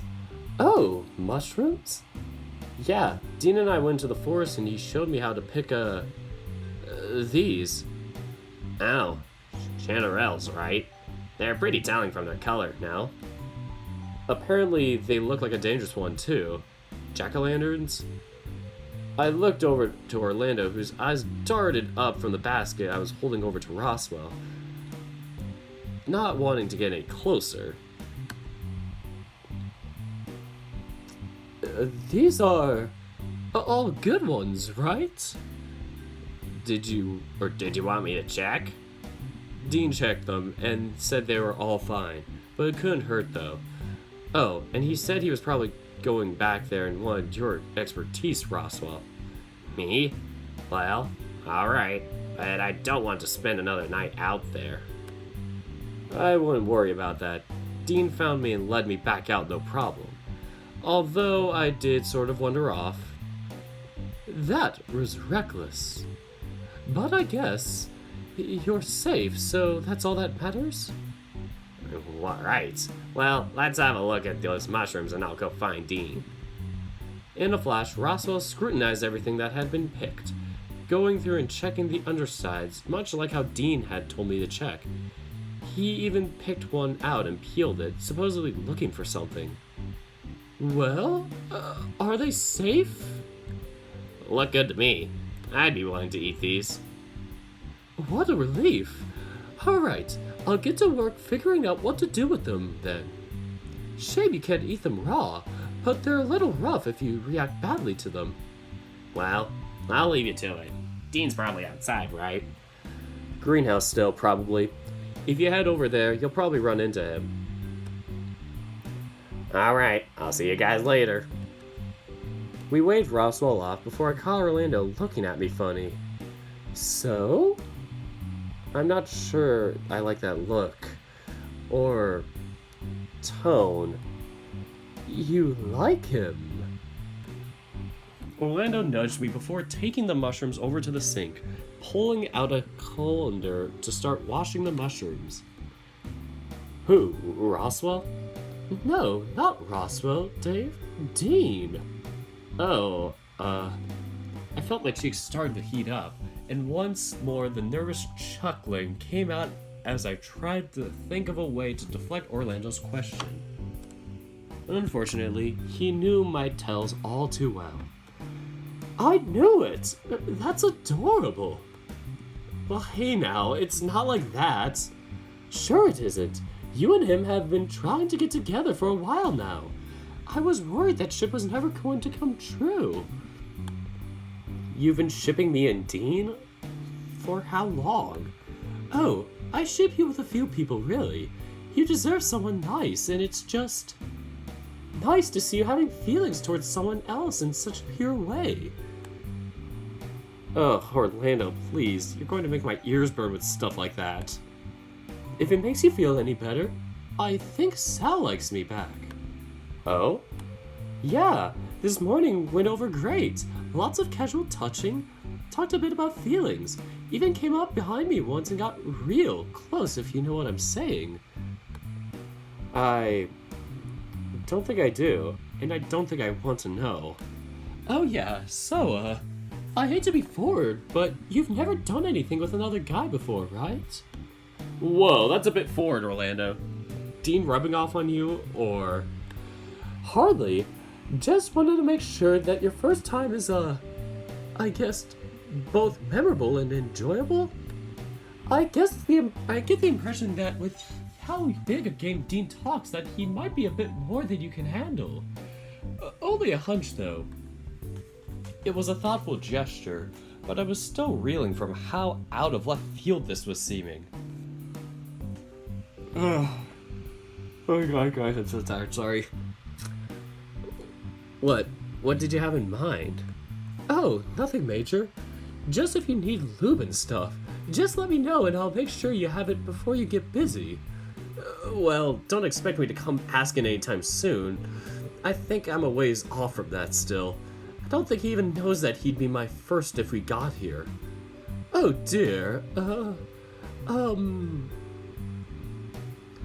A couple of times in the following silence, I caught Orlando moving to say something. Perhaps offer an opinion or something, but he cut himself off, shaking his head and focusing on washing the mushrooms. In which case, all I could offer is the advice to take it slow. I don't think he'll mean to hurt you, but remember you always have the option of saying no or stopping if it feels uncomfortable. And if he dares to not respect that, just let me know. I watched as Orlando's eyes flicked across to the knife block nearby before returning to look me dead in the eye. Alright, I'll be sure to let you know. Good. For the rest of the afternoon, I chilled with Orlando, watching him prepare the mushrooms. It didn't look like we were having stew anymore, but whatever Orlando was doing smelled delicious. I'm just gonna save here and see what happens if we loaded before the forest. I don't know, like, were we supposed to find something in the forest? I'm really not sure. Because I just feel kind of like things are not progressing. It's the one problem I'm having. I feel like it's 6 days and nothing's been horror related. Like, there's nothing that spooky. But then again, Echo is like that. Like, shit hit the fan in, like, day 6 or whatever. But stuff built to it. And I don't really get much here. So let me see what happens if I... What if I keep following? I smiled at him, giving him a thumbs up, and he grinned back, followed by a resolute nod. Okay. Okay. Never mind, everything's the same. Back to loading. Okay, so I didn't miss anything. Things are gonna progress soon. You clicked all the wrong answers is probably why. I feel like, I don't know how though. Like, it feels like all the things are like things that you'd want from like Dean or whatever.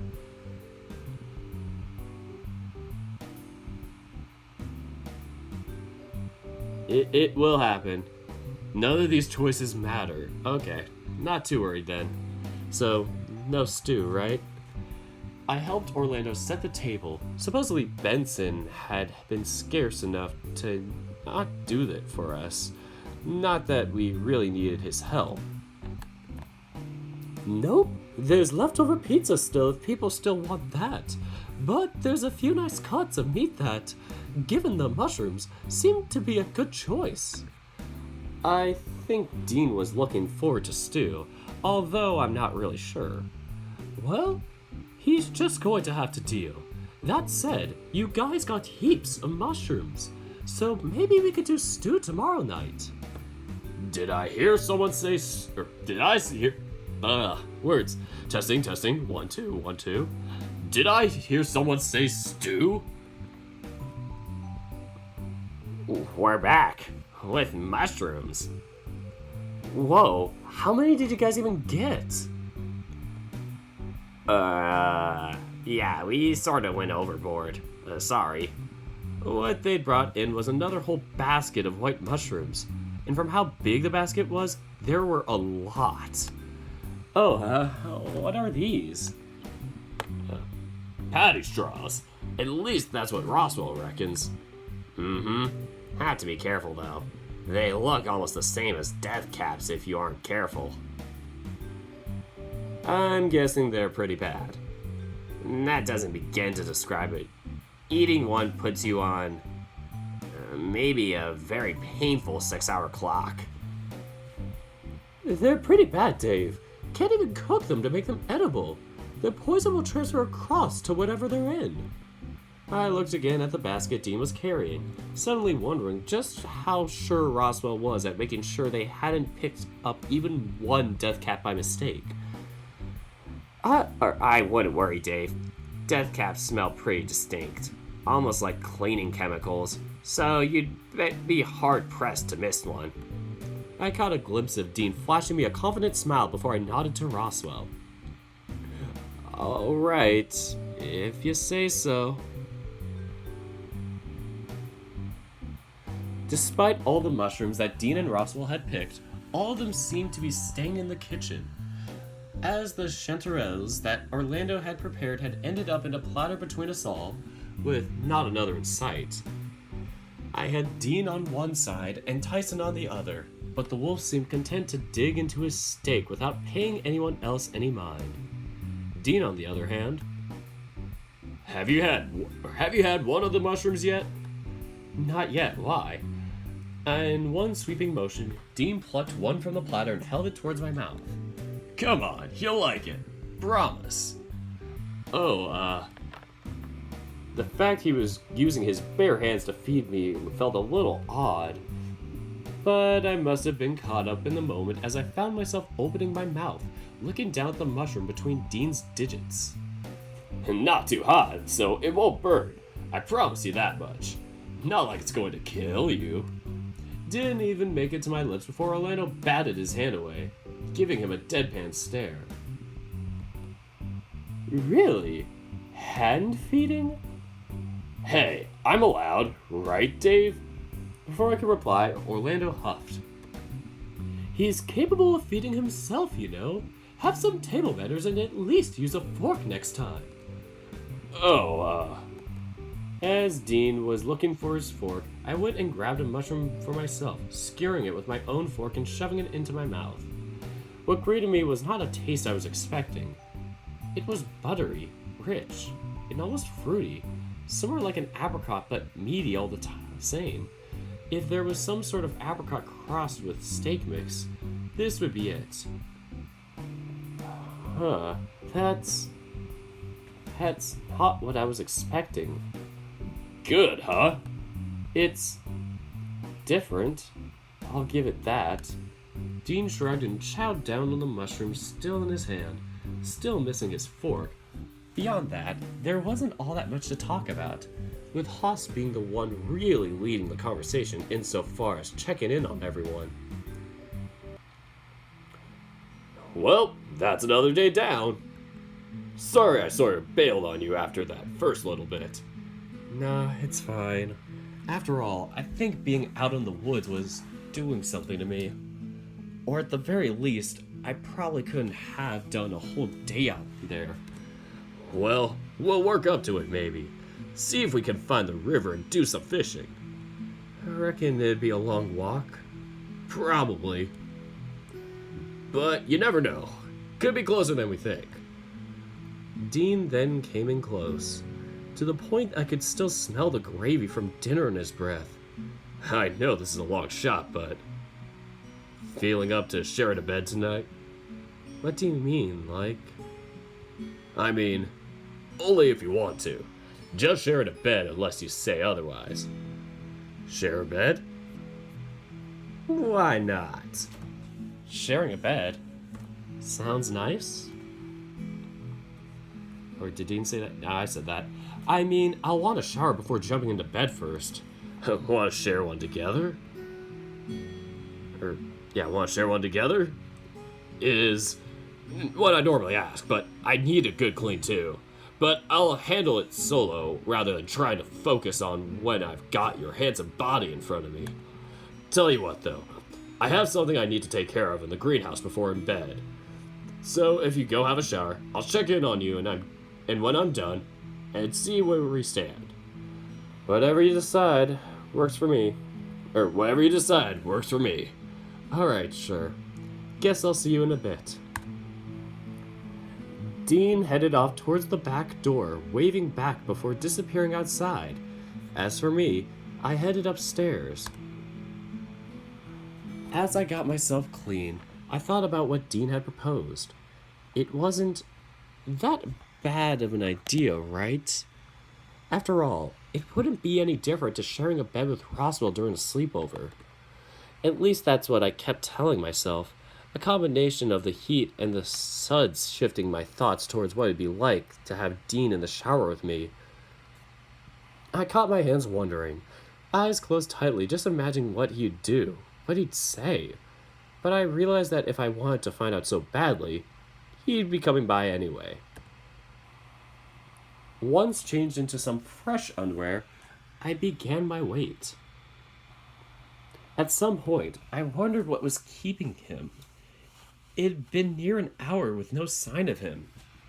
There was every chance that he'd gone to bed or had his own shower rather than wait for me. Dean? I'd thrown on a pair of loose-fitting shorts and wandered over to his room, but I found the room unlocked, empty, and no sign that he'd been here since morning. Where is he? Where's who? Whoa, Roswell! Where'd you come from? Oh, sorry.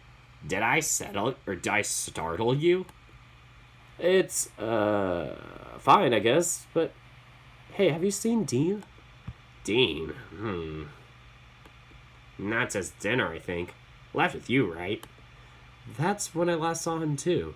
Said he was going to come upstairs after doing something in the greenhouse. Then he's probably still out there, right? Just don't stay out there too long without a shirt. You'll catch a cold. Almost as if on cue, Roswell started coughing, clutching his chest before breathing out a sigh. I can't shake off my own cough. Don't end up like me, Dave. You sure you're going to be alright? I'll be fine. I'll just go make sure some more tea before, or I'll just make some more tea before turning in. Best of luck finding Dean. He'll be around somewhere for sure. I headed outside, parting ways with Roswell, and started towards the greenhouse. Ugh, I should have thought of... What? I should have thought to put shoes on. I'll be fine. As I took another step forward, I stepped in something slick, wet, and I immediately sighed out. Dean, you out here? As I got closer to the greenhouse, I noticed the door was still open, a dark smear on the glass door. Dean? As soon as I stepped inside, there was a sudden smell that hit me with full force. Hard to describe, but it was pungent. Not overly pleasant, but I could hear the wheeze of someone in here. A sharp intake of air like a gasp, but it sent shivers down my spine. Oh my god, what the fuck? No. Oh god. Dave? Time seemed to come to a standstill as I held Dean's gaze. His eyes glazed over and unfocused. His front was covered in blood and what I assumed was dinner at some point. What happened? I don't... Again, that rattling intake of air gave me chills, watching Dean struggle to keep his head up. Dean, what? I cradled his jaw, trying to get him to focus just long enough to answer. How can I help? What do you need? What happened? The precious seconds following ticked by with Dean saying nothing, staring back at me with in a daze. I must have eaten something. I don't feel so good. He turned to the side, heaving, but nothing came up. Instead, blood mixed with drool pooled and leaked out the side of his mouth. I'll go get help. Hang in there, Dean. Wait, don't. Please. His strength wasn't there to keep a hold on me, but I stopped all the same, paralyzed in fear with what was happening. I don't. Please. I couldn't tell if he was crying, but his eyes were all over the place, reaching out for me to stay. Dean, you're not... Dave, I'm sorry, I didn't... My breath caught in my chest, waiting for him to finish apologizing. But it never came. Instead, all I got was a single rattled exhale before the tension in Dean's shoulders left and he sat there limp. Dean... I waited for a moment, staring at his vacant expression. Dean? Hey! Shook him gently, but no response. His head just lolling limp to the side, chin bumping against his chest and arms slumped to the side. I was making noise before I was conscious of it, yelling in fear and panic, running for the door. I got to the back door, collapsing to my knees, clutching my head, just yelling in denial for what I just seen. His expression was burned into my head, and no amount of pulling at my ears or yelling seemed to make the image fade. Dave, what's wrong? Wait, weren't you looking for... Russell was behind my side in a flash, arms over my back. But that lasted for all of a second before I shoved him away, knocking him to the ground. Orlando, take care of Dave. I'm going to go check in the greenhouse. All right. Russell wasn't gone long, and for all the yelling I was doing, it's no wonder that the others had come outside too. Oh God. Then we've got no time to delay. We could still revive him. It's too late, and there's no safe way to do it either. Sorry, Sal. I can't save him. I have to try. No! If I had to guess, based on what he looks like, he was poisoned. We can't risk you getting anything left over that he ate and losing you two. But, how did he? When did he?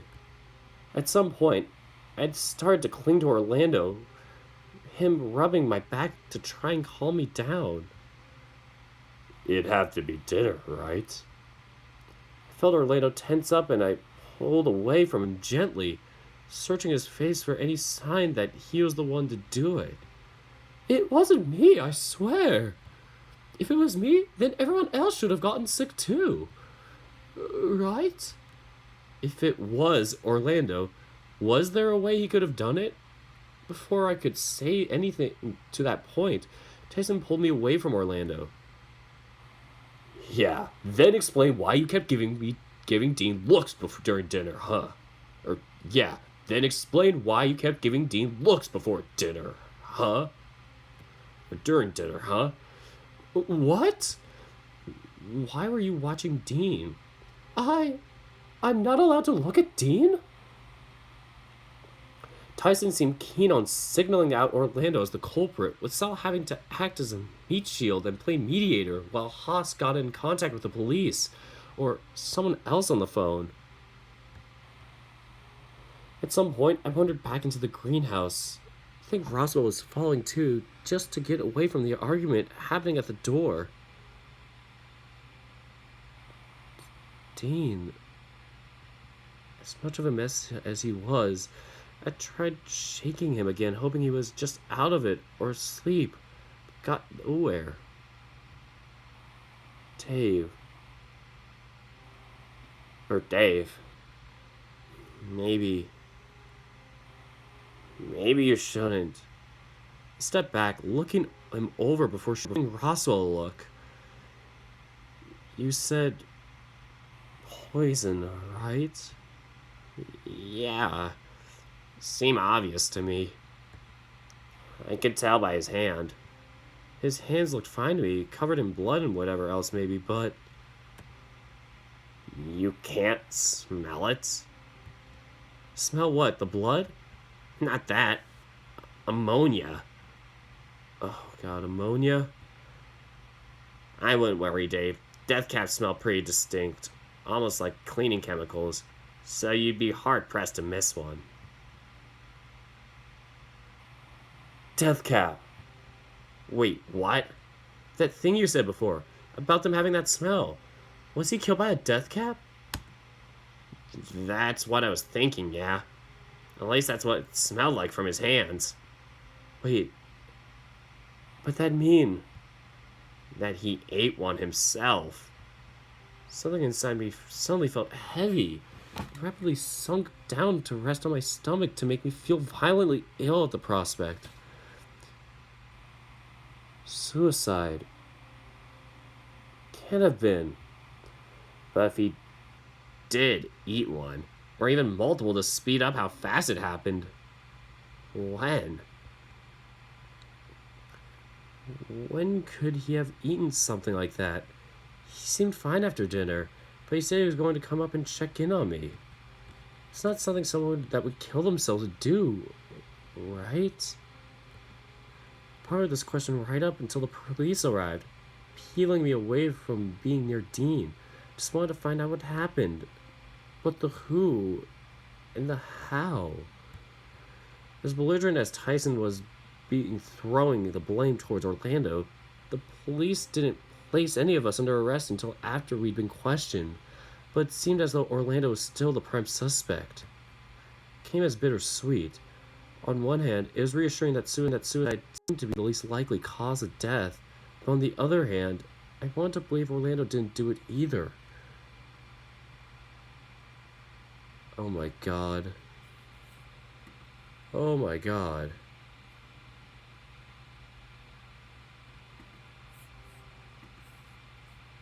Damn, that...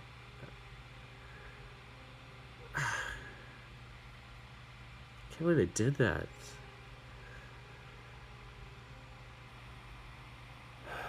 Alright, the funeral is hard. I didn't realize Dean's family was so large. He'd said he had a big family, but I didn't realize how big it was.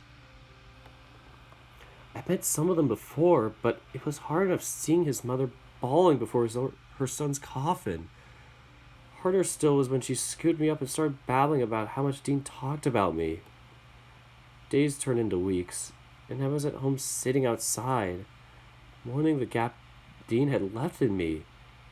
It was hard to say just how much of it was because I was there in his final moments as opposed to saying anything deeper than that. Hey, Dave. I almost jumped, not expecting anyone to address me. He looked to have stepped out of a fancy black car. A chauffeur in the driver's seat and his father watching me with a steely scowl. Hey. Got up and went to walk towards Orlando, but he stayed firmly on the other side of the gate, leaning on it, refusing to look me in the eye. Listen, I just want to come by and say goodbye. Oh. Where are you going? Away. Proven innocent in trial, but... He let the comment hang there, and as soon as he made to look me in the eye, I averted my gaze, still uncertain. I thought so. You don't believe that I'm innocent, do you? I don't know. I shouted at first, shrinking into myself upon realizing what I had done. Uh-huh. Well, I better go. I'm sorry. Goodbye, Dave. Take care of yourself. He was already in the car before I'd managed to get the latch on the gate open, and I stepped out onto the road behind the car as it disappeared down the street and out of sight. That was the last time I saw Orlando in person. Last I heard, he was working as a pastry chef on the other side of the country. A picture of him in front of his shop in a magazine I happened across a year or so later. So, tell me again why we're driving to the other side of the country. To go see Orlando. And you couldn't fly because you offered to keep me company and you said, fuck no, a road trip sounds more fun and you need some cheering up. For the next half hour, Tyson just grumbled in the seat next to me, keeping his eyes on the road. So, you sure you're okay enough for this? Huh? Look, I know I'm not the fucking brightest, but you've been moping outside your house more times I've walked by than I can count. I think so. I still miss them. I miss them both, really. And you couldn't just call the homo and say sorry over the phone. I need to do this in person, I think. We were friends for years and I owe him that much. We drove to the other side of the country for what seemed like weeks. It was hard to tell as Tyson kept detouring to go look at the stuff. He was trying his best to distract me, or make me feel better. At some stage, he even stopped at a hardware store and got some cans of spray paint, saying that if I needed to vandalize something to feel better, he'd be along for the ride. When we arrived, Tyson waited in the car, saying simply he'd just wait for as long as I needed. It was late. No one else was in the store. It looked like Orlando was just inside sweeping, preparing to close up. No sooner than I'd opened the door, and the bell chimed. He turned to me. Welcome! I'm about to close up. Oh. Hey. I'm about to close up, so you probably should leave. No, Orlando. Wait. I just want to apologize. You want to apologize? Now. You left me in the lurch, Dave. I remember how you looked at me. Do you know how that made me feel? How it felt to have someone you thought as your best friend think you have killed someone? Do you even know what it's like to sit there in the defendant's chair with a jury deciding if you killed a mutual friend? Or what it's like to be in a holding cell? It's haunting. I was so scared. I shuffled uncomfortably in place as Orlando shook, holding tight to the broom he was propping himself up with. I felt abandoned. I'm sorry, I didn't know. Then why? Why did you think I did it? How could you think that poorly of me, Dave? You blamed me, whether you outrightly meant it or not, over a mushroom. I can't look at you right now. Get out. If you're still in town tomorrow afternoon, then maybe I'll be ready to talk more then. But I'm torn between hugging you for missing you and hitting you for how much you hurt me. Oh yeah, sorry, okay. Sure. Orlando went back to sweeping, turning his back on me, but what I could make out, he was just waiting for me to leave.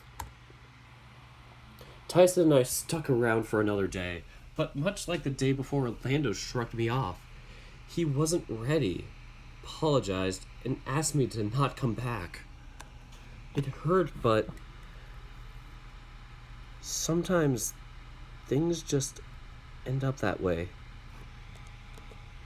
So, I looked at Tyson as he was trying to find the words, eyes focused on the stretch of road before us. We don't have to go back if you don't want. What do you mean? Well, you still got me, yeah. Tyson pulled over, drummed his fingers on the wheel before leaning over and pulling me into an awkward hug. Anywhere you want to go, I'll take you there. Just want to be happy again, or just want you to be happy again, all right? Before I had a chance to hug him back, we were back on the road. We ended up back home at some point, long enough for me to get some more of my things before we set off again across the country to find a place to move in together. By chance, I just happened to notice the letter stuck under the doormat at the front door. Who left this here? I picked up the letter. The only written thing on it was my name on the front of it in unassuming handwritten letters. Hey, you ready? Let's get going. Tyson was waving me over from the car, trying to get me to hurry up. Read the letter now? I need to read it. This is terrible. I feel really bad because I just feel so, oblivious to, not seeing what the clues were.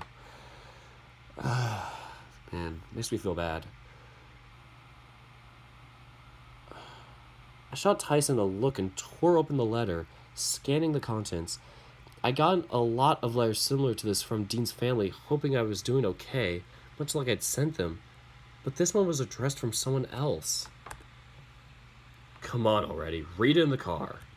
Wait, my eyes narrowed on the page as I read it over again. Dearest Dave, I am sorry for your loss. Losing Dean was painful, and the world is a darker place without him. And, regrettably, by the time you read this, I'm not sure how much longer I'll be around either. I'm sorry. Should have known better. I should have been more careful. There were mushrooms out there that were dangerous, and I should have stopped him. Dave, promise me when I'm gone that you'll take nothing to chance. Be careful, but live your life to its fullest. Roswell. Wow. No sooner had I read the name that I pulled out my phone and tried calling Roswell, but all I got was that the number was disconnected. Who you calling? I tried again, but when I got the same message, I just stared blankly at my phone, confused but bordering on angry. I, Roswell, here.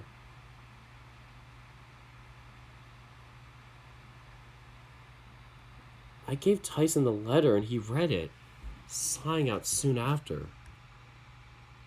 What did you want to do? Or what did you want to do? Is there anything we can do? How long has it even been here? The next word in red.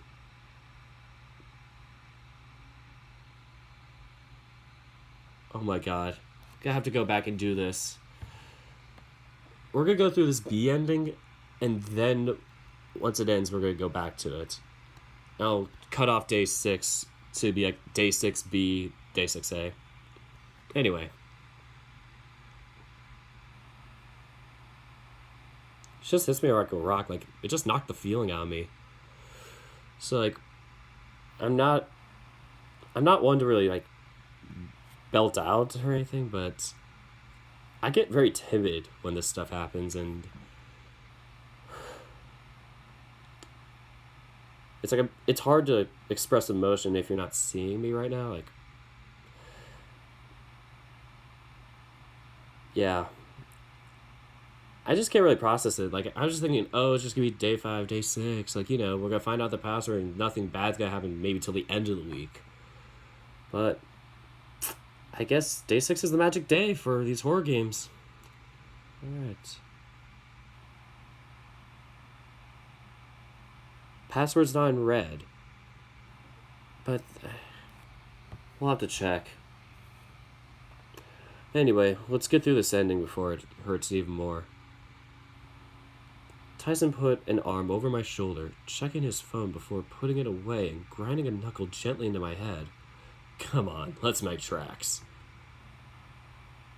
As we drove off, I found myself thinking about everything that happened. How it could have happened. What Roswell said happened. And if there was any way I could have stopped it from happening. Don't think I'm ever going to eat mushrooms again. Huh? Just a single mushroom is all it took. A death cap.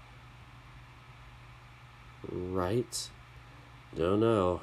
Try not to think about it. I'd rather just buy mushrooms from the store, I guess. Yeah. And so we drove off in search of a place where we could leave all this behind us.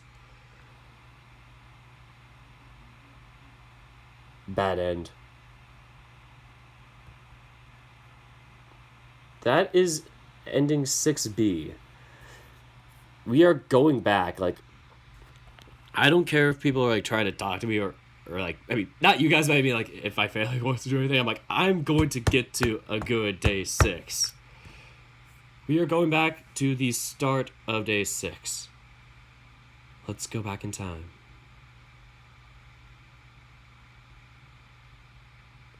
I feel like it is death cap. Like, if it's in red, there's also another theory for what the password was, and I'm not sure if I want to say it, because I feel bad if I just,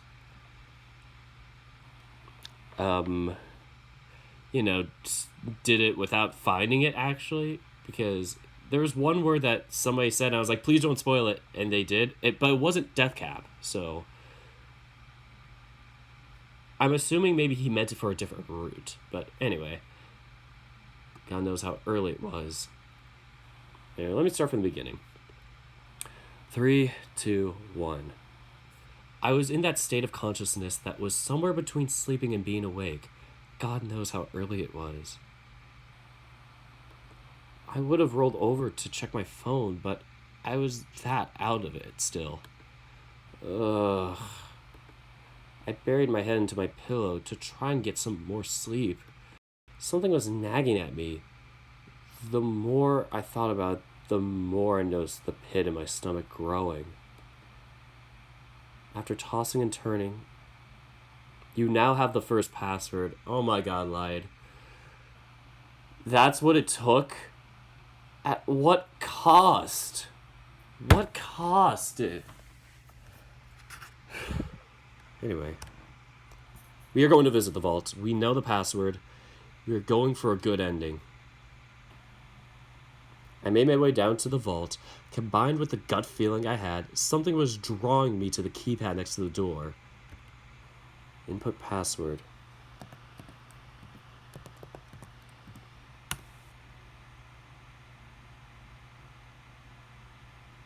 There will be many passwords through the VN, apparently. Oh, I bet. Depends on the routes, but this better work.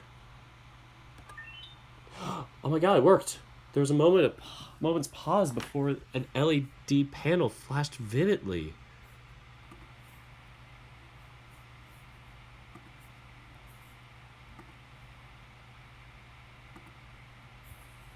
And we start anew. Almost immediately, I felt something grip my chest, a tightening sensation that made it hard to breathe. I could hear my heart beating hard and fast as in my chest as something like a memory flashed across the forefront of my mind. I gasped out of a breath, and no sooner had I been given enough of a reprieve for air, the tiny come back full force. I fell to my knees, clutching my chest. The pain spiked once more before fading away into nothing, as if it was never there to begin with.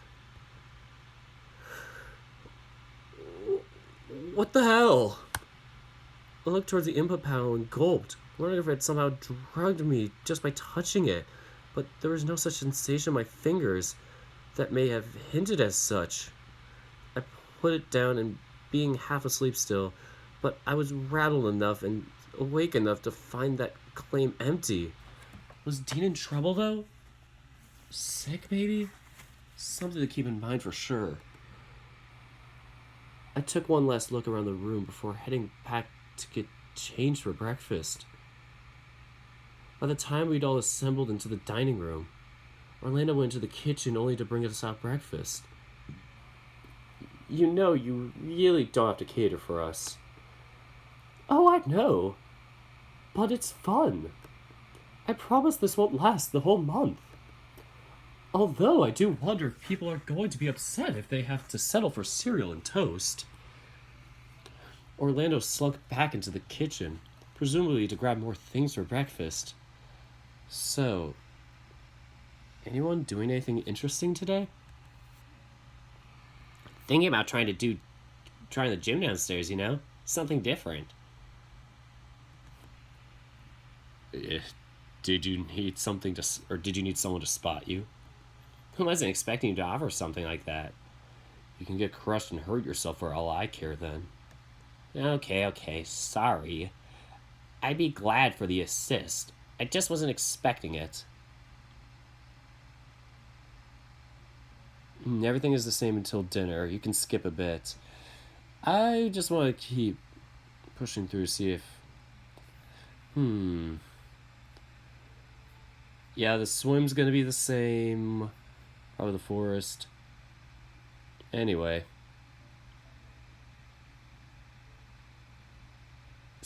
I'm gonna make this one giant, episode. I don't care that the bad and the good ending are together, but... Should I reread this just for the sake of having it be a separate episode? Or I could just edit in the good parts up until dinner. You missed death.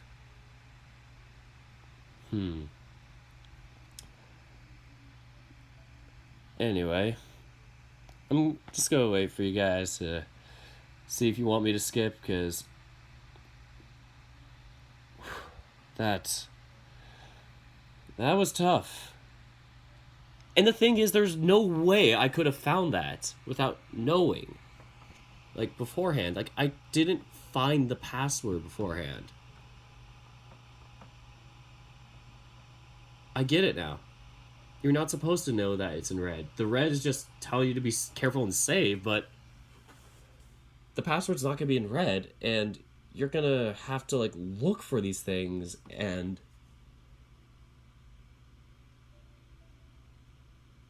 Oh, goodness.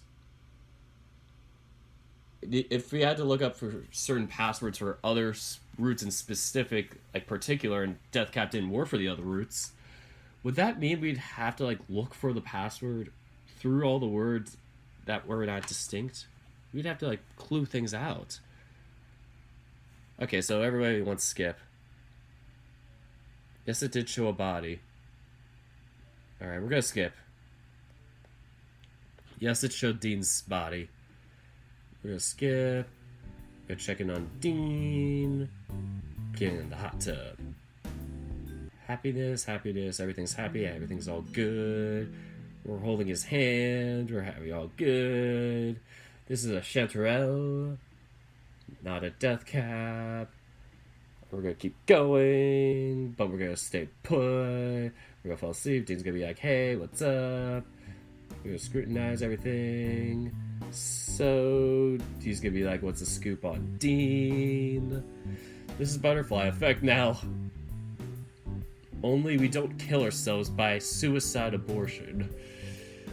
Yeah, that's the one thing. I haven't even watched the movie, but that was one thing that just fucking spooked me with, like, horror movies, like having the baby kill itself. Like, that is fucking spooky.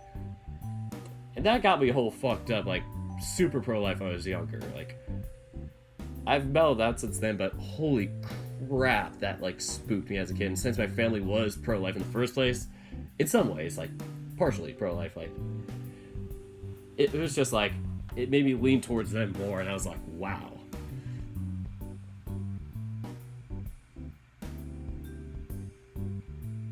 Everyone has their own password. Okay, so we will have to search. So, skip through that. Oh, yes. So, it's time. It's time for dinner.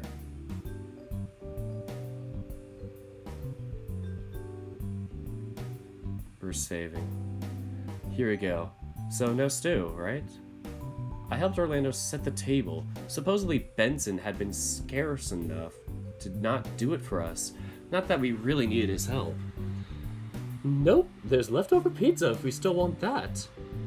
But there's a few nice cuts of meat that, given the mushrooms, seem to be a good choice. I think Dean was looking forward to the stew, although I'm not really sure. Well, he's just going to have to deal. That said, you guys got heaps of mushrooms, so maybe we can do stew tomorrow night? Did I hear someone say stew? I messed up this part twice now. Did I hear someone say stew? We're back with mushrooms. Whoa, how many did you guys even get? Yeah, we sort of went overboard. Sorry. What they'd brought in was another whole basket of white mushrooms. And from how big the basket was, there were a lot. Oh, what are these? Patty straws. At least that's what Roswell reckons. Have to be careful though. They're almost the same as death caps. If you aren't careful.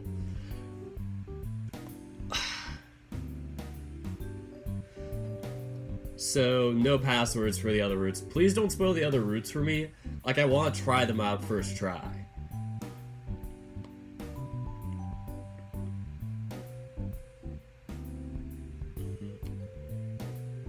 Alright. So, if you know the password, then just put it in. But if you're not going to have to see them all... But if not, you're going to have to see them all die. Well... I feel like everything's like too late with that. Okay, let me retract one of Tushi's comments.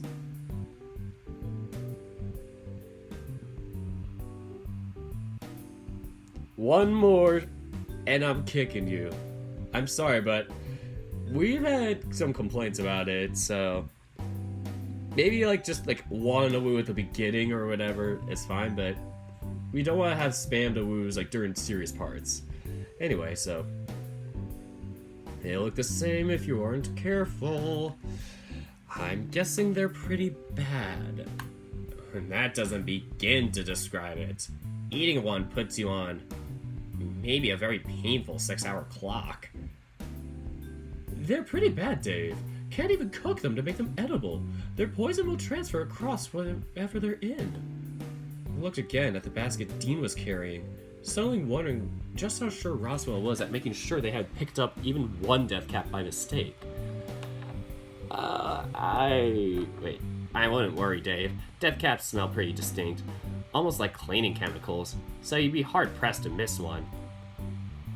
I caught a glimpse of Dean flashing me a confident smile before I nodded to Roswell. Alright, if you say so. Despite all the mushrooms that Dean and Roswell had picked, all of them seemed to be staying in the kitchen. All of the chanterelles that Orlando had prepped had ended up in a platter between us all, with not another in sight. I had Dean on one side and Tyson on the other, but the wolf seemed content to dig into his steak without paying anyone else any mind. Dean, on the other hand... Have you had one of these mushrooms yet? Not yet, why? In one sweeping motion, Dean plucked one from the platter and held it towards my mouth. Come on, you like it, promise. The fact that he was using his bare hands to feed me felt a little odd, but I must have been caught up in the moment as I found myself opening my mouth, looking down at the mushroom between Dean's digits.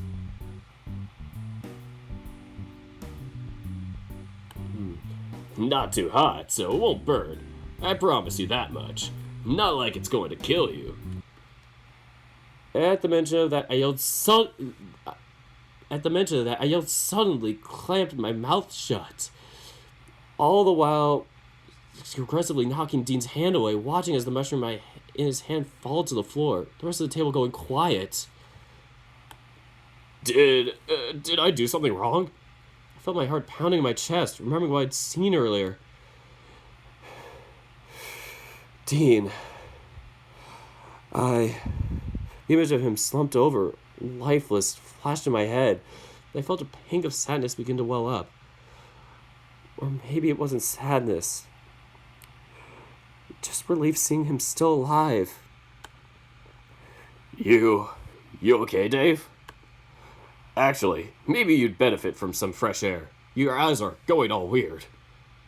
Dean stood up, gesturing me to follow, and as I did, Tyson grabbed me by the arm, giving me a hard stare, searching my face for a few moments before letting me go with a nod. I stepped cautiously around the mushroom on the floor and followed after Dean, looking back at the people still at the table. Most seemed confused. Orlando was in the middle, picking up the mushroom from the floor, catching my eye with a look of hurt as we left the dining room. Dean held the door open for me and closed it behind us when we were both by ourselves. So, want to tell me what I did wrong, or should I just start apologizing? Because if it's about trying to feed you, I didn't mean anything by it. I just thought maybe that I'm moving too fast. Let me just know if I promise it. Please don't be upset with me. I didn't mean. I sighed out, holding my arms, half hugging myself. Are you cold? I can give you my shirt if that'd help. Dean. Yeah? You aren't thinking of killing yourself, are you? Excuse me? You heard me. You are not. You haven't. That's not a very nice thing to suggest, Dave. Also makes for a shitty joke. Why would you even ask something like that out of the blue? I don't know. I just when I went to the vault and messed with it, again, that image flashed in my head and I shut my eyes tight, trying to force it out of my head through sheer will. I thought I saw you dead. Poisoned, I think. What? I know it's dumb, but just never. Or just... Wait, what? I know it's dumb, but just please tell me that you're not... Never. I would never. Distressing to think about it, but... Well, damn, if we're being honest, I have too much to live for. I'm not going to go all soppy saying that. I'm only living because I'm hoping to be with you. That's not fair on either of us. And would be a lie. Don't get me wrong. I'm almost certain my life is better with you in it. The more the better, I think anyway. I can promise you this, though. The bear is 100% wanting to live. So, come here, you silly hyena. Give me a hug. Didn't really need to move. Dean took it upon himself to close the distance and squeeze me tight. It was a sweet, tender moment, right up until I heard his stomach growl. Oh, right. I kind of flipped out, didn't I? To be honest, being a little bit hungry is okay on my end to make sure you're okay. Hell, I'd settle for leftover pizza if there aren't any mushrooms left. Hang on. Did I wash my hands? Fuck! Oh my god. You didn't wash your hands. He killed himself. Or no, he didn't. Like, he accidentally killed himself because he forgot to wash his hands when he was checking the death caps. Mother of God. He didn't eat a bad mushroom.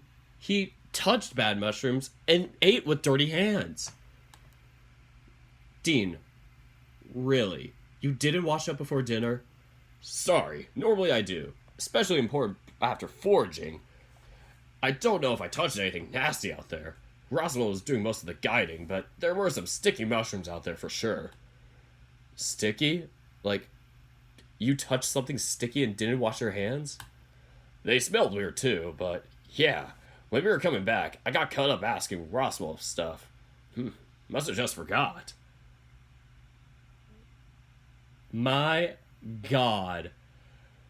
I don't know if I should be so pissed off or so happy that we found out that the reason he died in the bad ending was because he didn't wash his freaking hands. Oh God, that's gonna make me wash my hands every time before I eat now. Like, that spooks me. Because holy crap. You could be going out, like, out of the park, going in the forest or wherever near the park, touching like a poison plant or something like that, and then you eat with those dirty hands, and then you can die from the toxins that come in from touching it and touching it onto your mouth. My goodness. What could have been that distracting that you're that distracted? Hey, let a bear have his secrets. I'm sure you'll eventually find out. Oh my God. We headed back, and when we got there, I apologized to everyone, before sitting down and keeping my gaze averted out of embarrassment for the scene I caused. See, it was not the others. Yeah, he had poison on his hand. I don't know how concentrated and how much you need from that to kill you. I can ask my friend who's a chem major how much you need from a death cap to kill you, but my God, I'm going to be asking him that tonight. He asked, like my friend tonight who's a chem major was like, you want to hang out in a few hours? Or hang out at like 9 or whatever tonight? It's 6 o'clock now, and I'm thinking, I have something to talk about with him. Because, my God, that is something I want to like either like debunk or prove. Prove or disprove, like a math theorem. Had to do that one too many times in college. Anyway, we headed back, and when we got there, I apologized to everyone before sitting down and keeping my gaze averted out of embarrassment for the scene I caused.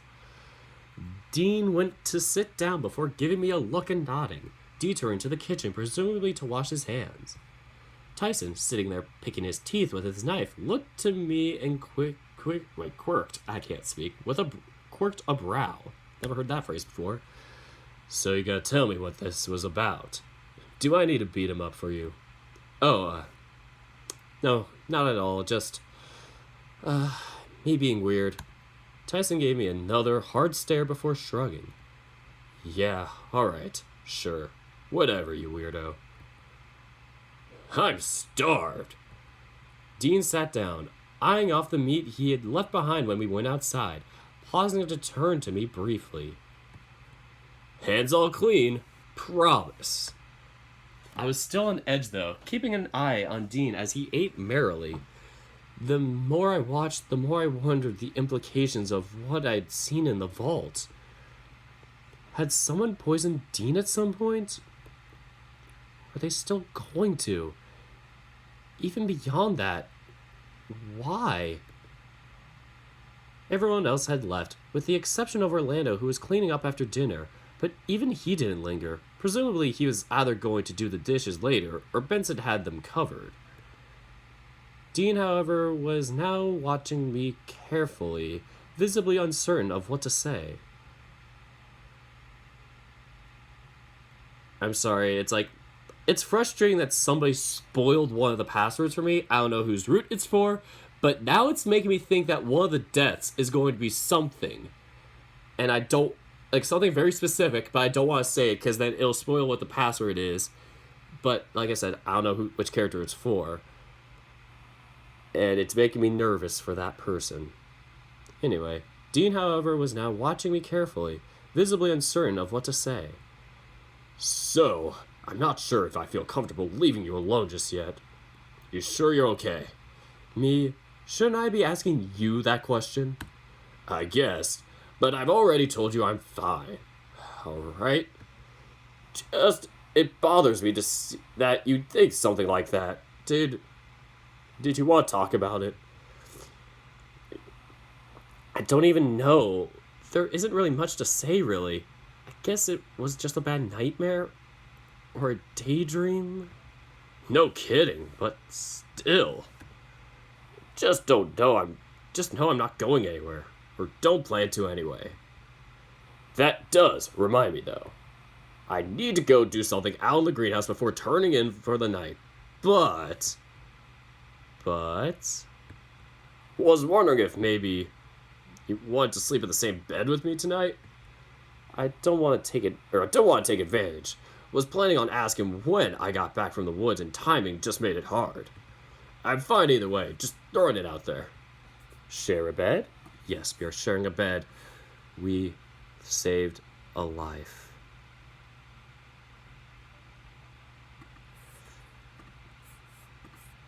Anyway. Yeah, that might be nice, actually. But if the vault saves are on, how is it evil? Maybe it kills somebody else. That's my theory. You save somebody, it's gonna kill somebody else. It's like a hot potato. Death is inevitable for people here, but knowing their passwords and everything is just gonna keep them alive. And then we could probably just switch off between weeks, since there's 6 of them and there's only 5 weeks max. Oh well. But that's gonna be interesting. If not everybody can survive, if it's impossible to get everybody to survive, I wonder what it's gonna be like. So, unless you're talking about taking that step, I don't know though. We could if you wanted. No pressure. I'm just down to get some cuddling in. Or, did I say that? Okay, honestly, with all the making out we've done, it'd just be nice to, cuddle a bit. Cuddling? Does sound nice, yeah. Although I think I'm going to need a shower first. Don't worry. I'm in the same boat. I don't think you'll need to be smelling me all sweaty after a day outdoors. I'll go finish up in the greenhouse and meet you upstairs. If you decide when I get there that you don't want to, no problem. As Dean got up to leave, I grabbed him by the hand, giving him a hard stare. Everything alright? I won't be long. Go on. I let my hand fall away and Dean headed towards the backyard. I sat there for a few more moments before wandering upstairs and jumping in the shower. With the hot water falling on me, I started to feel better. Even just resting my hand on the tiles made me realize how exhausted I was after a sudden whiplash of a thought. Was it wrong of me? Dave, you almost done in the shower? Oh, yeah, almost done. Guess whatever he was doing in the greenhouse didn't take all that long. Although the thought of just stepping out in front of Dean, even with just a towel, made me nervous. Something about the context of being naked around Dean? It was hard to say. Well, I don't mind this view at all. I was dry, but still clung to the towel around my waist as Dean sat on my bed, watching me carefully. What do I have to do to see you without the towel, though? Should I undress too? Just, throw me some underwear or something so I don't have to hold on to the towel. Dean rolled his eyes and threw me the pair I'd put on my bed before jumping in the shower. He even did the courtesy of putting his hands over his eyes, although I could still see him peeking through the gaps between his fingers. Mind if I take my shower here too? Saves me going back to my room to do it. Ooh. By the time I looked up, he had already relieved himself of his shirt and pants. Oh, I also got this for you. He stepped closer, holding out a single cut rose, presumably from the greenhouse. I took it from him carefully, staring at it and feeling my cheeks go red. As I looked at it, though, Dean wrapped his arms around me, tugging him under my waistband and grabbing my ass. So you hold on to that, and when I get out of the shower... He brought his mouth down to my ear, speaking softly in a lusty tone. Maybe you'll show me the rest of your stripes. I tensed up suddenly, enough for Dean to pull back and look at me carefully. You doing all right there? Oh yeah, it's just, I haven't... Dean tilted his head at me as the silence lingered, the realization hitting him suddenly after a near minute of waiting for me to continue. Wait, you haven't at all with anyone? I shook my head and Dean pulled his hands off my rear, taking a step back. Oh, wow. I don't know how this hadn't come up before, but, I'm glad you told me. Don't get me wrong, I'd love to be your first, but, I think handling this a little slower would be good. You assumed I wasn't a virgin? You're kidding, right? I'm surprised nobody's been there yet with how handsome you are. I felt my cheeks flush again. That said, I think maybe spending the night apart might be better. I went to protest, but Dean held up a hand, continuing. This is more out of respect for you. I'm pretty riled up right now, and I don't think doing anything less than what you deserve from your first time is going to do us any favors. Don't get me wrong, I want to go there, but, I'm quite big, so it's not exactly something we can do really quick. And I'm very much in a spot where, given the opportunity, I would destroy you. Like I would destroy ISIS. In a good way, I guess. The sound of a distant thunder rumbled from outside while Dean sheepishly composed himself. Oh, you going, Lide? See you, Lide. The sound of distant thunder rumbled from outside while Dean sheepishly composed himself. Tell you what, we'll pass on tonight. It'll give me a chance to blow off some steam and take a shower afterwards at my own pace. And you can take some time to decide if this is what you want. Starting tomorrow, if you say you want it, well, alright. We'll find a time that works so we can make it special. That said, though, so long as we've got this trial arrangement going, you're basically my boyfriend, and I'm going to cop a feel whenever I want. So long as it's appropriate. Promise. Oh, alright. Dean wandered back over to the bed to pick up his clothes, not bothering to put them in, looking at the state of his underwear. Chances are people he'd pass on the way to his route might get the wrong impression of what went down while he was here. Still, he headed towards the door, reaching the doorknob before stopping himself, looking at me. Oh, sorry. Am I forgetting anything? Yeah. Where's my goodnight kiss? Right you are. Better come get it then. I almost bounced over to where Dean was and threw my arms around his neck as he put his free hand on my hip, kissing me tenderly. Good night, Dave. Yeah. Sleep well. For the briefest of moments, I thought he was going to say something else, but he waved it off before disappearing out of the door. I looked at the rose he'd given me and reveled in the gesture. I was only guessing based on what Dean was saying and what I saw, but maybe he was right. It was better to hold off. I had done it before. If I had done it before. Wow, I've gone for 2.5 hours. That's my longest password stream ever. That wasn't to say I didn't want it, or at least my attitude on it hadn't shifted towards wanting it over the past couple of days. With the thunder rolling in overhead, I figured it was best to settle in for the night. As I lay on my bed, listening to the thunder, my thoughts wandered. I could almost smell Dean's slightly earthy musk, mixed in with the honey-scented stuff he used either as a cologne or as shampoo. It was quickly becoming a trigger, making me squirm on the bed that was far too empty without him next to me on it. I left the rose on the side table and looked at it fondly, realizing the irony that likely quite soon I'd be giving my flower up to Dean in some gross, romantically disgusting way. Which would be fine if he hadn't put the idea of getting hammered proper into my head.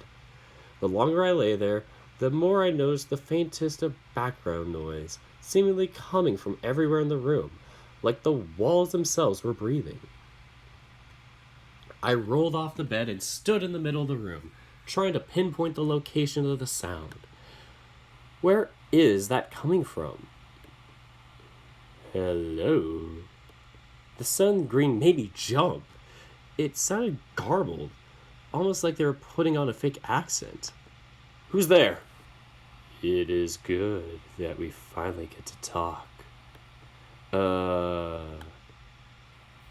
Who are you or where are you? Me? An ally of sorts. I slapped my face, thinking I'd fallen asleep.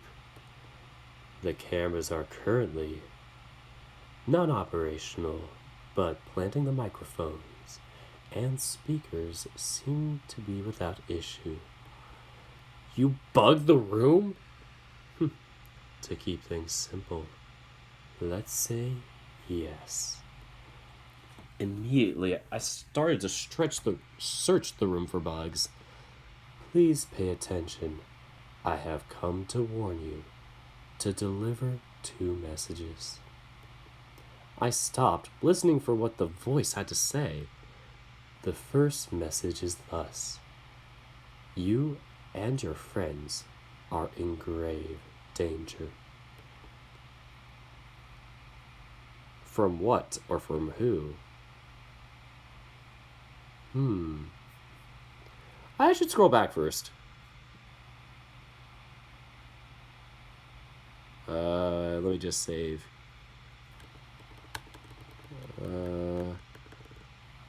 Okay, save here.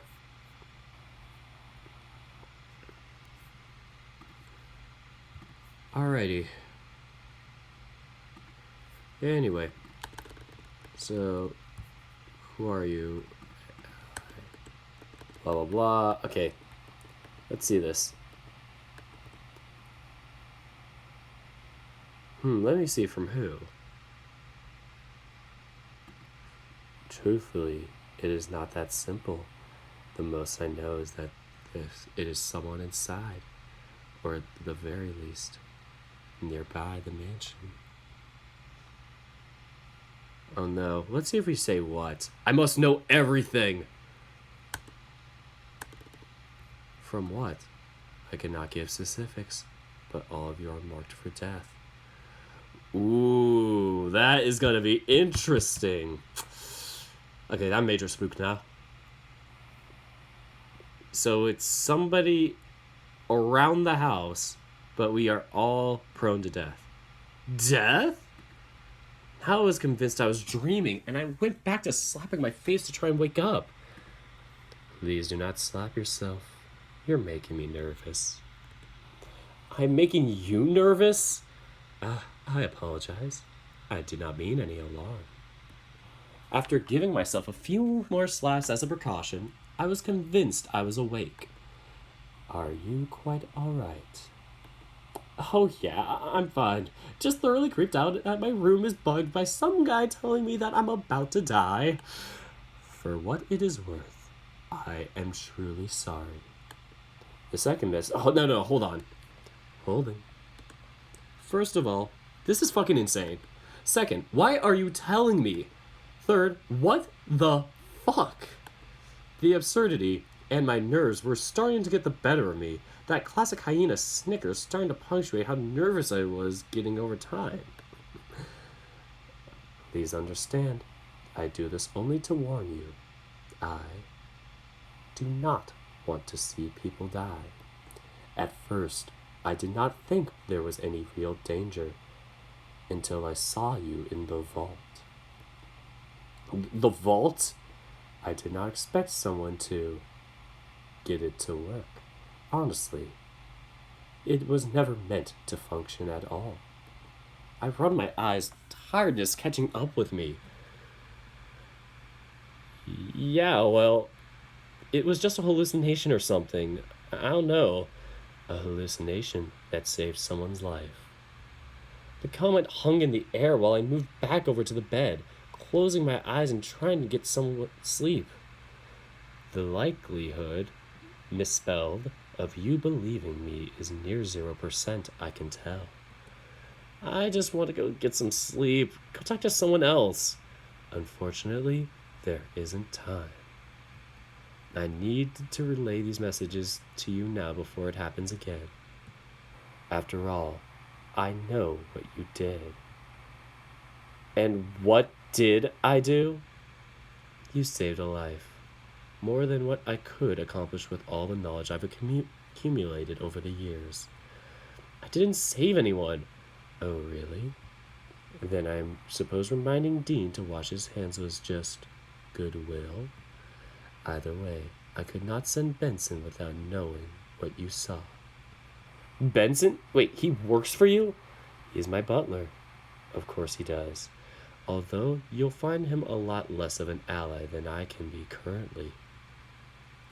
I wonder just how Benson had been told or ordered to do, but it was becoming more likely that he was the one that installed the bugs in my room. Well, alright, but what do I do to what do I call you then?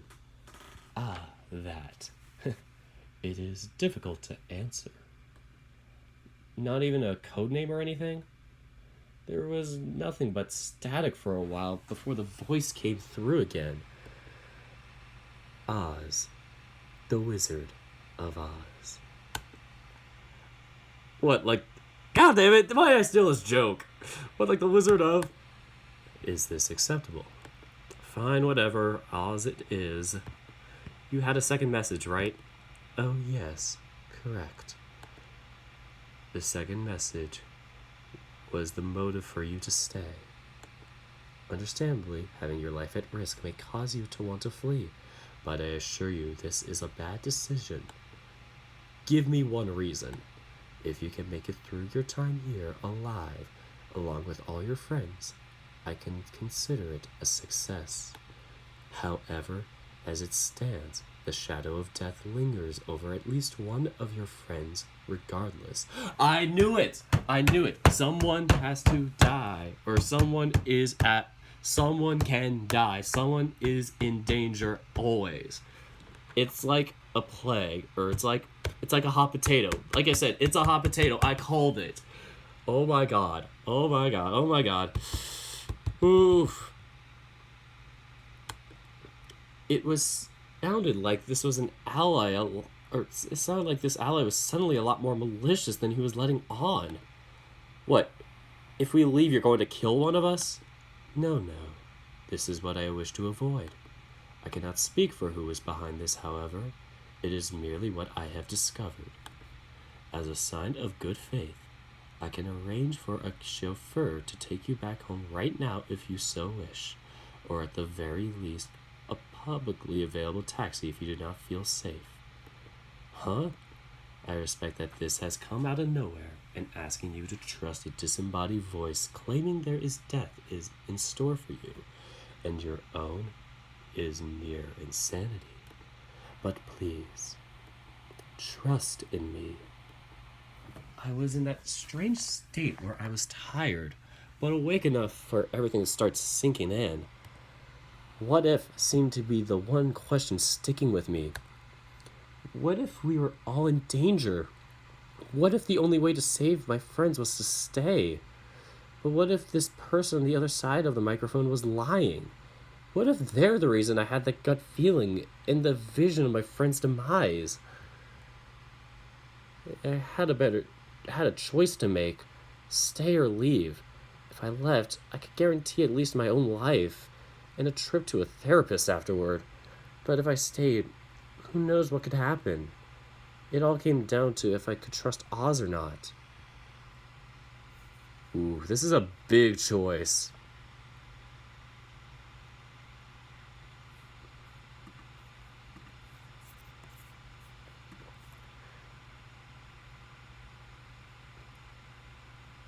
I'm definitely going to see what Leave is like after the stream or something like that, but I bet Leave would be interesting to see, like, oh, so-and-so eventually died or whatever. Like, that'd be interesting to see afterwards as like a little one-off, but for now, we're going to stay.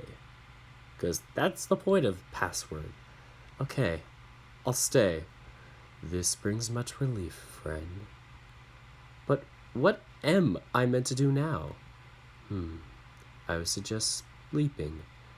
I'll see what I can find out for you and relay it when I can confirm you're alone. It is best that, in case one of your friends is behind this, my intervention on their plan goes unnoticed. So what? I'm supposed to doubt my friends? In the interest of being rational? No. It would make no sense for you to put everything you trust in me anyway. You will need your friends to get through this.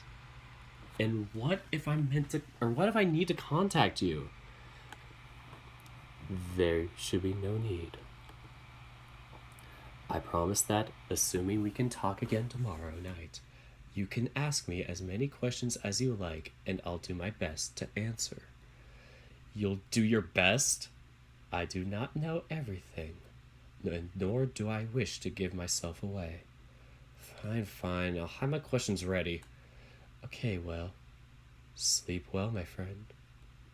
You too, I guess. But the only thing that greeted me was silence. Not even any background noise to say that the speaker was still broadcasting. Okay, back to trying to sleep, I guess. No sooner had I laid my head on my pillow, the rain started to fall. Soon after, I drifted to sleep. And we made it. That is where I'm going to be ending today. Okay, that was a really good update. I don't know how many days does it actually go up to, but this was a very good rendition. And oh my goodness, I am majorly spooked. I got very impatient waiting for it in the first 4 or 5 days, but that happened in the 6th day. Yeah, millennials being impatient, I know, right? But yeah, that's pretty much all for today. Let me just change some title and description stuff right now. And meanwhile, I can kind of chat with you guys just afterwards.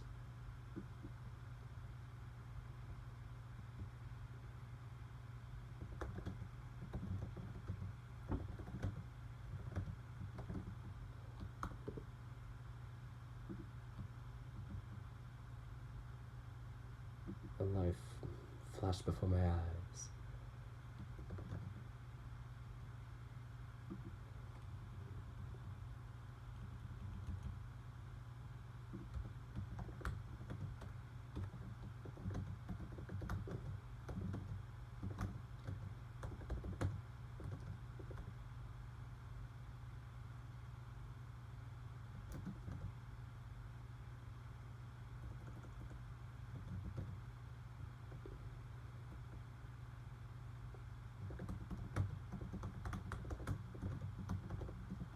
Alright, so bye, Khalil. Well, I'm not going to be able to sleep with that image of Dean in my head. I don't know, it's going to be tough for me, too. So, anyway. Still waiting to figure out the darn password.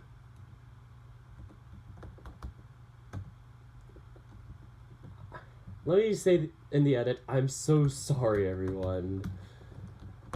I completely jinxed it.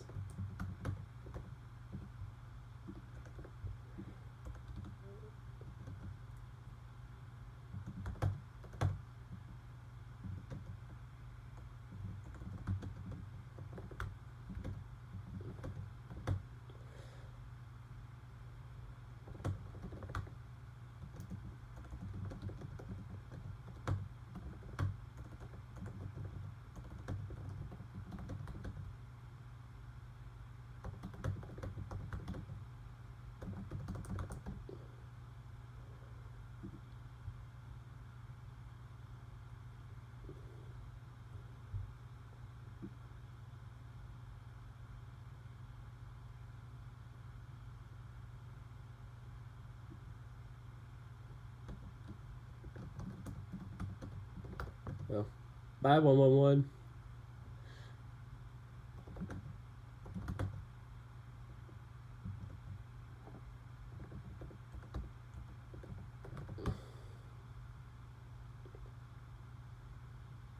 Alrighty, so does anybody know how many days are in the current 0.09 updates? Because yeah, now that I'm at day 7, I feel like I'm getting close to like what the current update is, and like I said, like I haven't said it yet, but I may play this tomorrow if no other games have been updated. I may wait for this till next week. I'm trying to make Password a solid weekly thing, at least.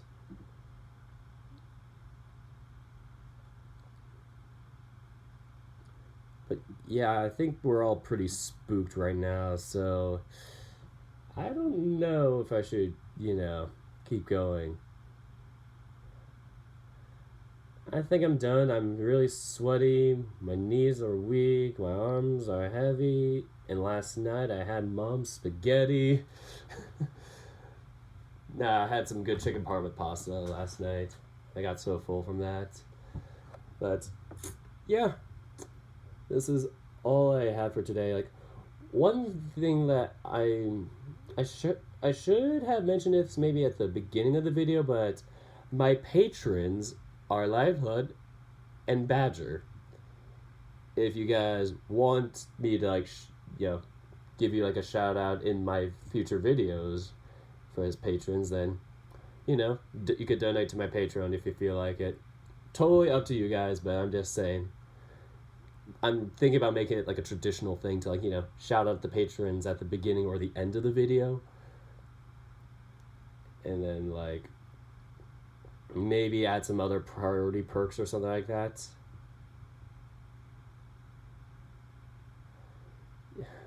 Yeah, I'm definitely gonna stop now. I just wanted to say that.